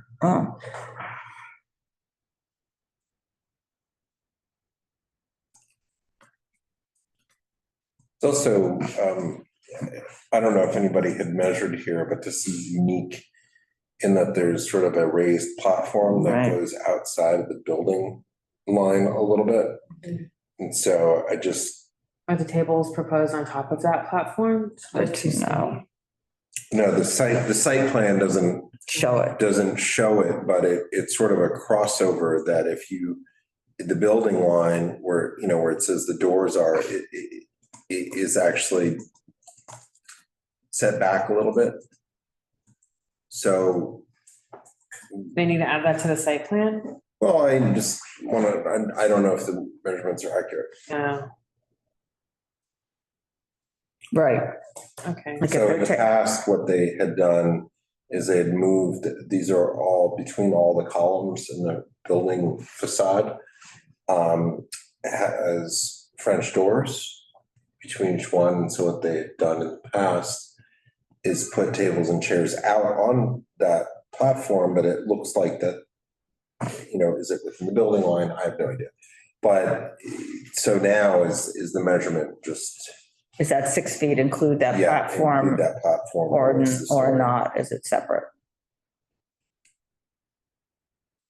If I could go measure. Okay, so are we ready to vote on this one? Yep. Yep. Okay, so given all of that. Approve with modifications. All those in favor? Aye. Aye. Okay, next.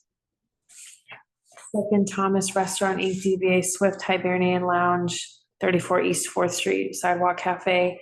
Anthony Malone appeared in person on behalf of I think he owned it. And I think all we had was to do the checkbox. I think so. Second.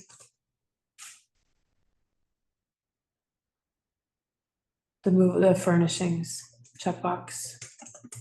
Just go to that.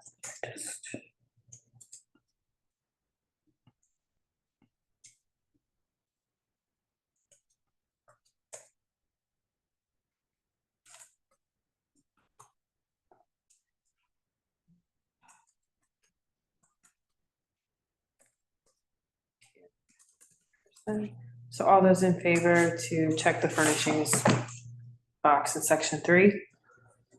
Approve the Aye. modifications? Aye. Aye. Aye. Okay. Next. Lupe's. Lupe's East LA Kitchen, 110 Avenue of Americas for a sidewalk cafe. David Sauce and Miguel Hernandez appeared in person. So they mentioned wanting to add a table on the other side of the street. Let me just pull this up.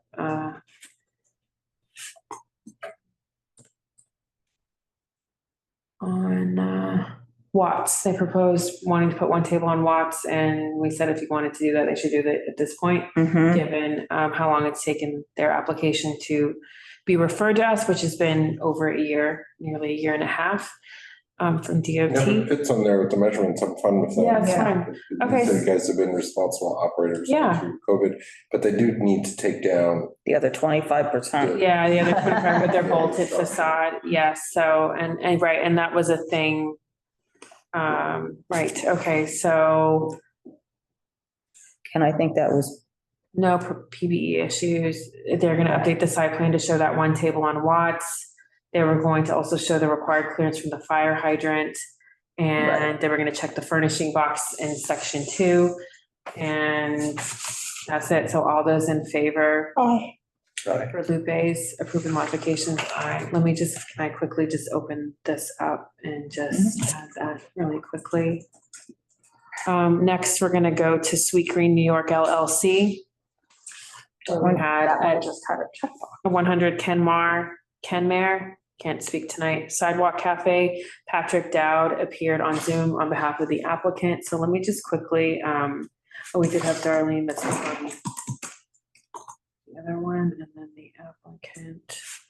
I'm just finishing my notes on Lupe, so if you could just give me 1 second.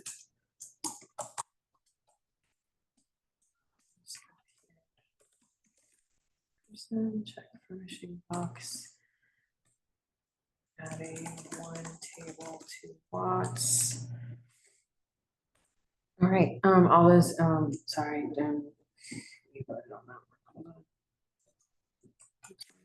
on. So why don't we just really quickly on Sweet Green then, they were going to check the box. What was the box they were gonna check? S27 Siamese connection. Okay. But they said they don't need to move the sidewalk. Right. cafe, So they just need to keep- Okay, so given that, with that modification, all those in favor to approve Sweet Green Aye. Sidewalk Cafe at 100 Kenmare? Aye. Approve with modifications, okay?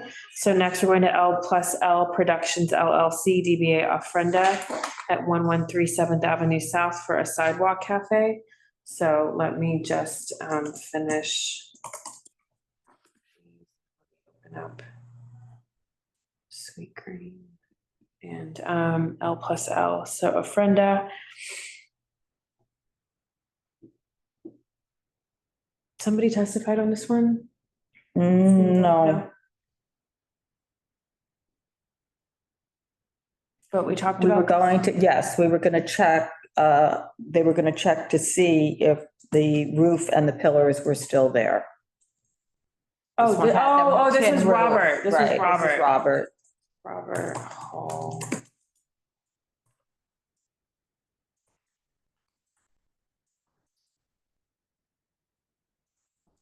To confirm that the bolted structure is removed. Okay. So all of that, once that's confirmed, removed as the modification, all those in favor to approve. Aye. With modifications, aye. Okay, so last one, we have 177 Nap Inc., DBA Famous Ben's Pizza of Soho, 177 Spring Street for a sidewalk cafe. There are 2 cafes proposed, one on Spring Street and one on Thompson Street.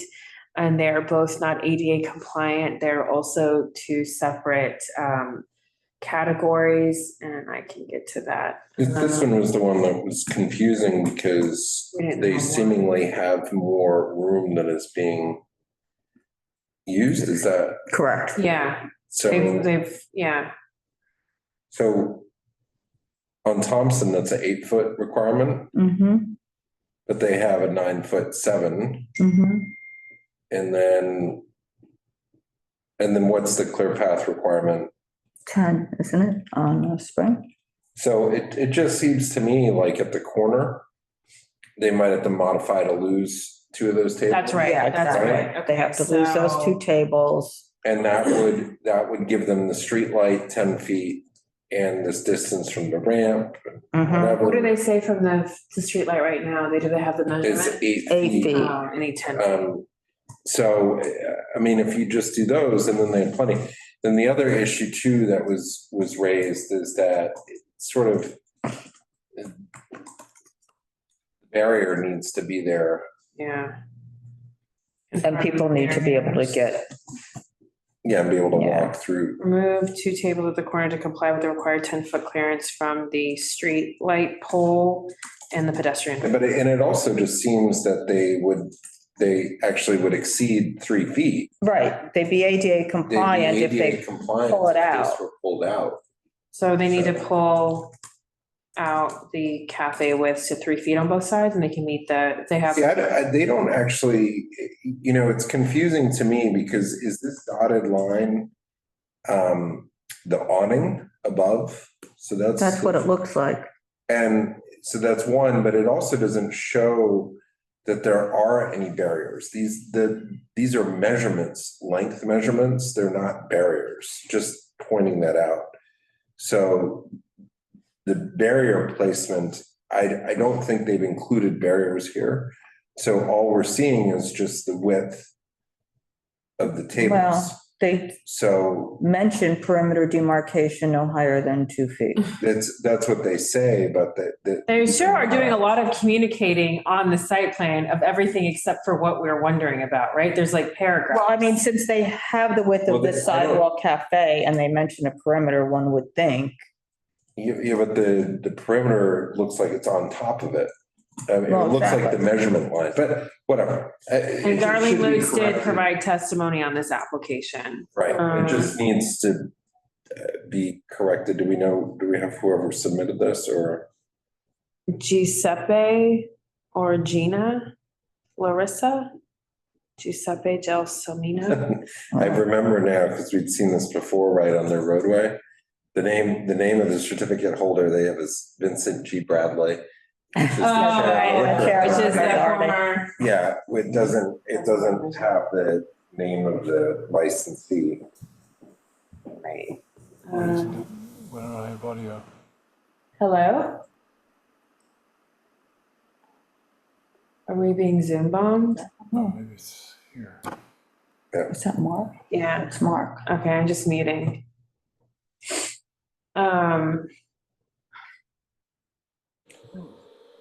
Mark, are you? Okay, I'm muting. I don't know who this is. And it says CB2, but I'm muting. Okay. So. Is there a pathway to modification? Is there a pathway to compliance? Ask them to do all these things. Yeah. Extend the width, pull the cafe width to 3 feet on each side. You want to ask? Hey, who is this? I mean, I can see who it is. I no doubt of who it is, just so this is for the record, but. Mark, you keep unmuting, so I'm muting you.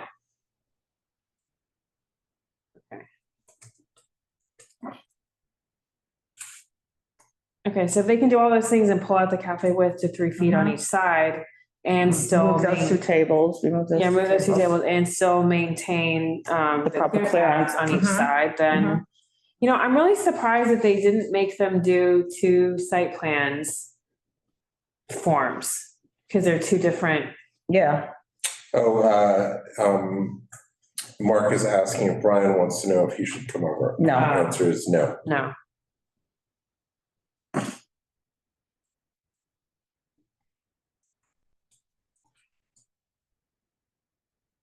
Okay, so is there a pathway to? Yep. Compliance? Okay, so given these modifications, all those in favor to approve with modifications, aye. Aye. Yes, I. Okay, great. So that is the business session. Thank you, everyone. I'm gonna go to new business. Okay. So, new business, there are 5 city council bills for outdoor dining that have been introduced. 3 of those bills there will be a committee hearing, a joint committee hearing on Monday, November 24th, the week of Thanksgiving. I know, the timing is. On what day? On Monday, the 24th, at 10 a.m. And let me tell you which ones are on that agenda. Now, this all could change in the next few days. It could get added. But they are originally these 3 bills I'm about to tell you about were supposed to be on a hearing today. However, for other reasons, they were moved. So there is intro 1421 to expand roadway access. So I'm just going to say what that one is. It's a local law to amend the administrative code of the city of New York in relation to expanding access to roadway and sidewalk cafes. So this would allow grocery stores to apply for a sidewalk cafe license. This would also remove these seasonal restrictions on roadway cafe operations. This is really a put it all in the bill. Provide the option to expand frontage for certain cafes upon consent. So if your neighbor allowed, a commercial building allowed you as a operator to extend your seating into their frontage with some sort of signed agreement, that could happen. And this would also streamline the review process for restaurants applying to operate a sidewalk or a roadway cafe. If I may add some quick notes, I do have,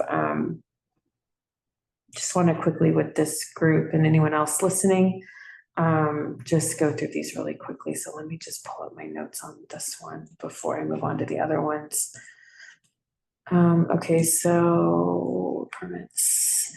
So that would permit cafes under 20-foot frontage to expand into the adjacent with the owner permission. So with cafes that have under 20 feet of frontage. And this would also enable year-round roadway dining, right? Because sidewalk is year-round. And year-round. It also adds a DOT with that if DOT must create winter operation rules for roadway cafes. So it'd be an additional rulemaking process. And then let's see. This would require, these are from my notes I've taken, it would require extensive DOT rulemaking, coordination, snow clearing liability, and any ADA compliance in the winter. And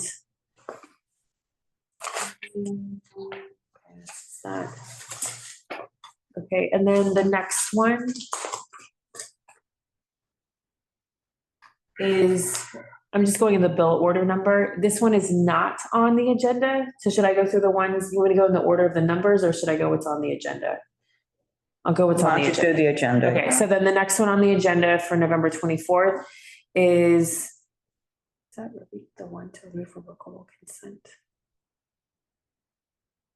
Yes. Okay, so okay. So this one is this is intro 1444, and this is a local law to amend the administrative code in relation to setting a maximum pedestrian path requirement in front of sidewalk cafes. So this basically would remove any sort of, this would make universal that it's an 8-foot clear path on the sidewalk, regardless of what classification under the DOT pedestrian mobility plan, which has been the guiding North Star for the clear path in sidewalk cafes.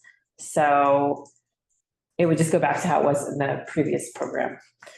And then the third one that's on next week's agenda is intro 1446. And that is in relation to expanding, it's the administrative code, I'm just not reading it again, to expand the access to sidewalk and roadway cafe applications. It's basically like to operate, to make the online application more user-friendly, like where you can start an application partially and then save it. And then also creating a physical location accessible to the public where applicants, I guess, can come and get help on their applications in person. And so those are the three for next week. Let me just quickly see if I had, that was 144, 1446. Let me see if I have anything else to add to this before I go to the ones that were not been 8 feet. 8 feet. Okay, so there's that. Okay. Oh, you know what the other thing is in 1421, they reduced that 20 feet, the daylighting. Oh, the daylighting is in there? I think the daylighting's in 1421, where just it goes down to 8 feet from the intersection.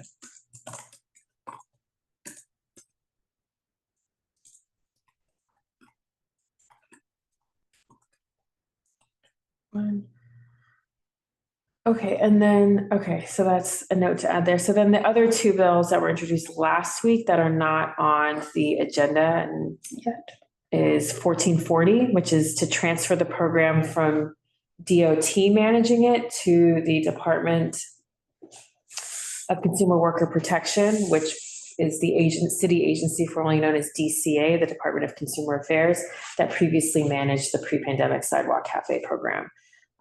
That is something that this board has advocated for, and that has been proposed. It has one sponsor. That's that. So that was introduced this was introduced on the 29th. It's just not on, that's strange because there's others that were introduced on the 29th of October that are on the hearing agenda for it's a joint committee, the City Council Committee of Consumer Worker Protection, as well as the Committee on Transportation Infrastructure, co-hosting the hearing on those first three bills. This one is not on it. And then the last one is removing, this is a pretty big one. This is to remove the requirement to obtain a revocable consent to operate a sidewalk cafe and a roadway cafe, and to repeal subdivision E of section 364 of such charter in relation thereto. So that means that it would change the application process for sidewalk and roadway cafes by removing the requirement that restaurants obtain a revocable consent in order to operate a cafe on the city streets or sidewalks. Restaurants seeking to operate an outdoor cafe would only need to obtain a license from the Department of Transportation. So I'm now realizing that the reason why these two bills are held back because one is contingent on the other potentially, that I'm just kind of making a characterization here, because this actually specifically says obtain a license from the Department of Transportation. So this bill was introduced November 12th. So I just wonder if these bill introductions are an opportunity for us to put forward some of our recommendations, which, specifically, which include more, clear guidance on ADA. What we've been advocating for and what we've testified on. And with the ADA guidance to be clarified and included in the rules. That's number one. And then forgetting what the second one was. Which we've asked for. Go ahead. And then the other is just that the clear path requirements, that these shouldn't be global as 8 feet.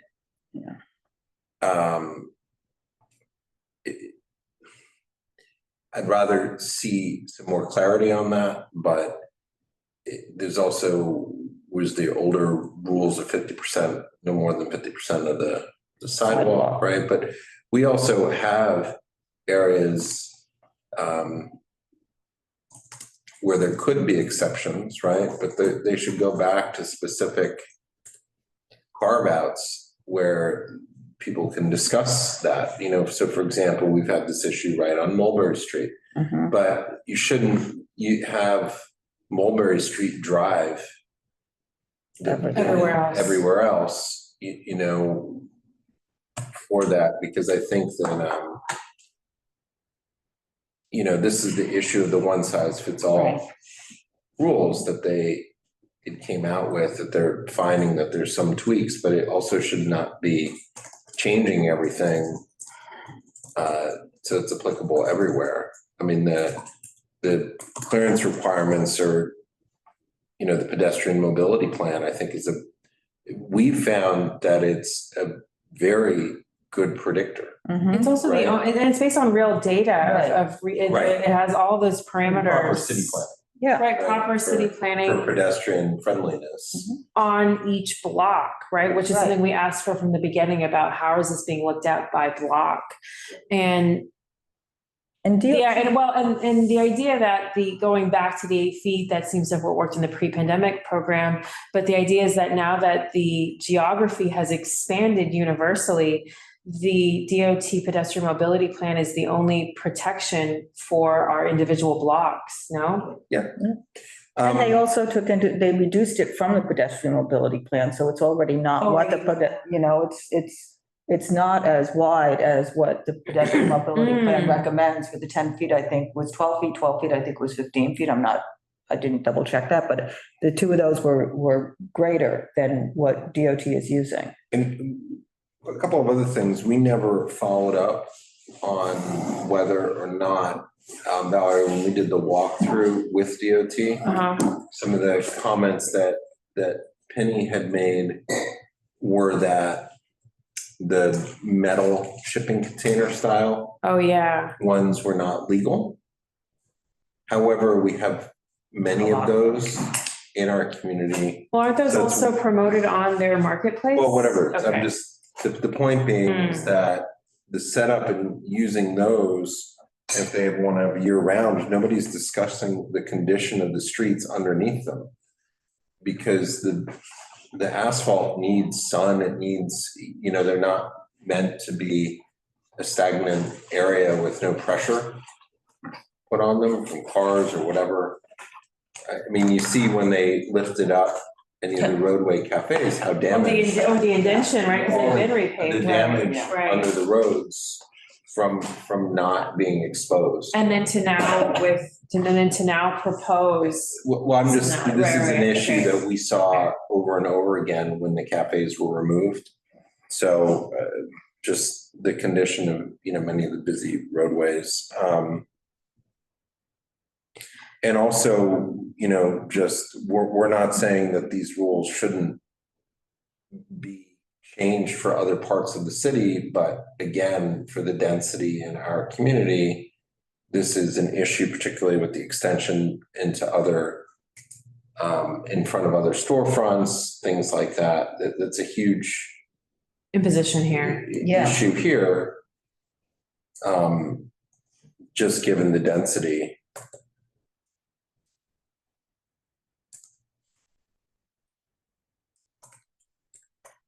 And also, I think that there just needs to be some clarity if they want to switch over which agency is covering this. But I think that, I mean, I think this is a good idea, but I think that we should also bring up some of these issues that we've raised and don't get any clarity from DOT on the rules. Well, why not do the transfer and then have the new agency? Well, the point that I'm just saying is that we still don't have clarity on some of the rules, even though we're asking. Yeah. And there's no clear guidance, like for example, on primary building entrances, still not clear. And where they're pulling the information from. I mean, they're saying something, but it's not clear.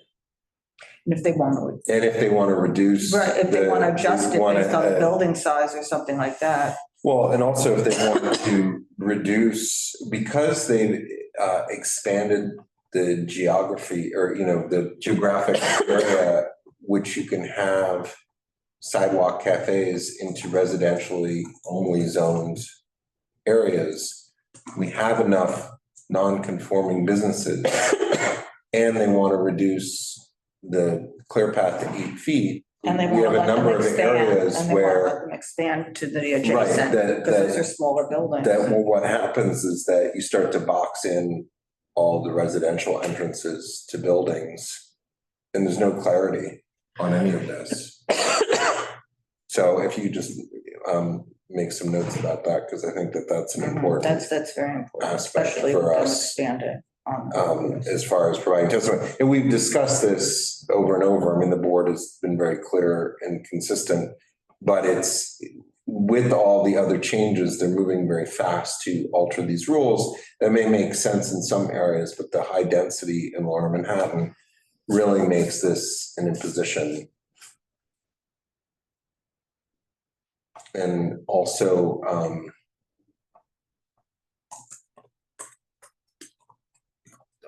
just the placement of TVs and windows is the other issue. I'm not sure that, you know, they can legislate that. Right.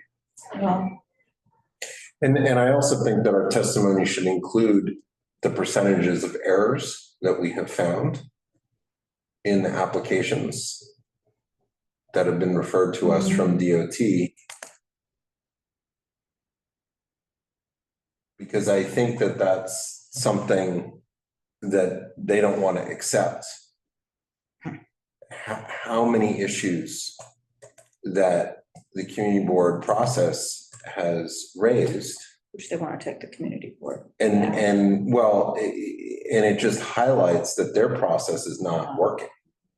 Yeah. And so if there were true adherence to the rules, you know, the other issue also we should go back to is that there should be absolutely crystal clear site plans. Yeah. That are presented, because that reduces any enforcement issues down the road, because there's a clear outline of how spaces should operate. And that also goes back into service aisle issues. And look, there may be ways around that, but like we just saw with that location on Hudson Street, where they unrealistically are packing all these tables in, and then the normal operation as a consequence is having all the servers serving from the sidewalk, you know, from the outside the Sidewalk Caffe. So, you know, that just seems clear. And to me, that's not a good idea. And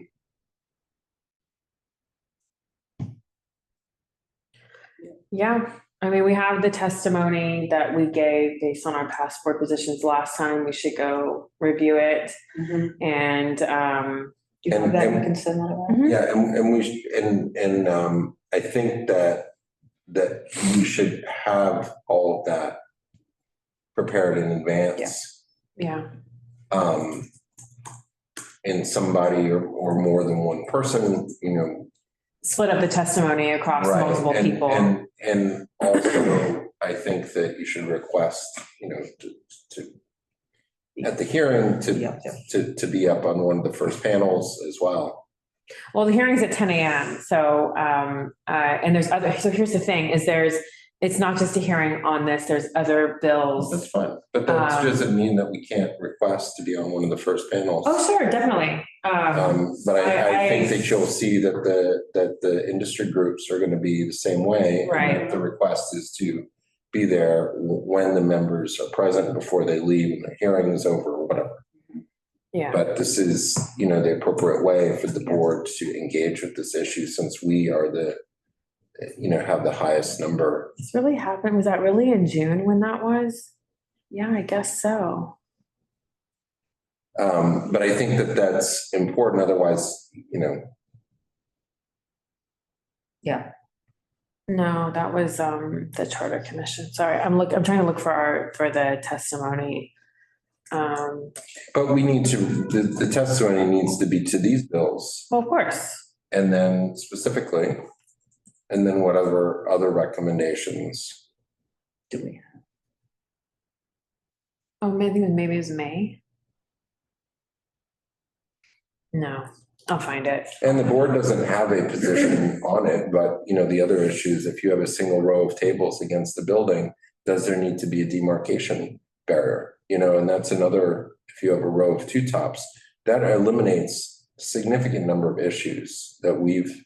To not require barriers. Well, we haven't To our had, singles. that's not a board position. No. But it is something that, I think that we see it causes more problems. With all these small one row of tables and chairs, it's supposed to be a barrier. I mean, it's ridiculous because those are areas and less trafficked areas where if there is in fact, an 8 or 10 foot clearance requirement, I'm okay. If, without the barrier. I'm trying to think when it, If it's larger than that, they should have the barrier. But with the single row of two tops, that seems to be what they're trying to accommodate is the smallest of businesses having some outdoor seating. And I think that that's a very fair accommodation, but we don't have a board position on that. And is there a way that we can get a board position on that we can vote on? So that we have it for whenever the following hearings are. For the second hearing. Yeah, or that we can submit after the fact for a full board meeting. I mean, I think it's I think that that's a significant accommodation for businesses that people are looking for input on. 2 tables or less. No, if they have single row of 2 tops parallel to the building, it would be okay not to have the perimeter. The perimeter demarcation, but it would only be a single row. Right. And what that does is for some of the areas that are on the boundary that we repeatedly review would allow for them to have the outdoor seating. But if they have to do everything else, that's when it starts to be impinge upon the pedestrian movement on the sidewalk. And it is parallel to the building. What you're saying is it's something we should bring, this is something that we should bring up to vote to the full board as, wow. Well, maybe we should introduce it as new business. Okay. Just write it, just very basic position on that and bring it up as new business potentially at exec to be introduced at the full board. And then have exec refer it to full board. Right. And I mean, I don't know if you have time to just do that tonight, before tomorrow, but I think it's something that, I think it's important. Yeah. Yeah. And I think that it's a good position to have. It's business friendly. We also have a tremendous amount of experience all through COVID. Right. Of not having issues with this. We see it today with many places are not in compliance. So. This would be a win. Well, I think it's an important step to show from our experience on a good recommendation that is good for the community and good for businesses. I don't think it needs to be longer than 1 page, no? No, it doesn't even need not to even be 1 page. Yeah. Okay. And we can use the full board as a public hearing on it. Okay. I think we do. During the public session. Okay. We can notify the various community groups that have taken an interest in this of it and, but I think that it's. All right, yeah. Okay. Yes. Any other? Before we go, there was like a question in the Q&A. Oh, okay, we're trying to edit the application, but it's not allowing. I mean, they just need to download a new form. Yeah. Okay, I'll just take a screenshot. They're not on anymore. Okay. Are we done? Yeah, I think we're done.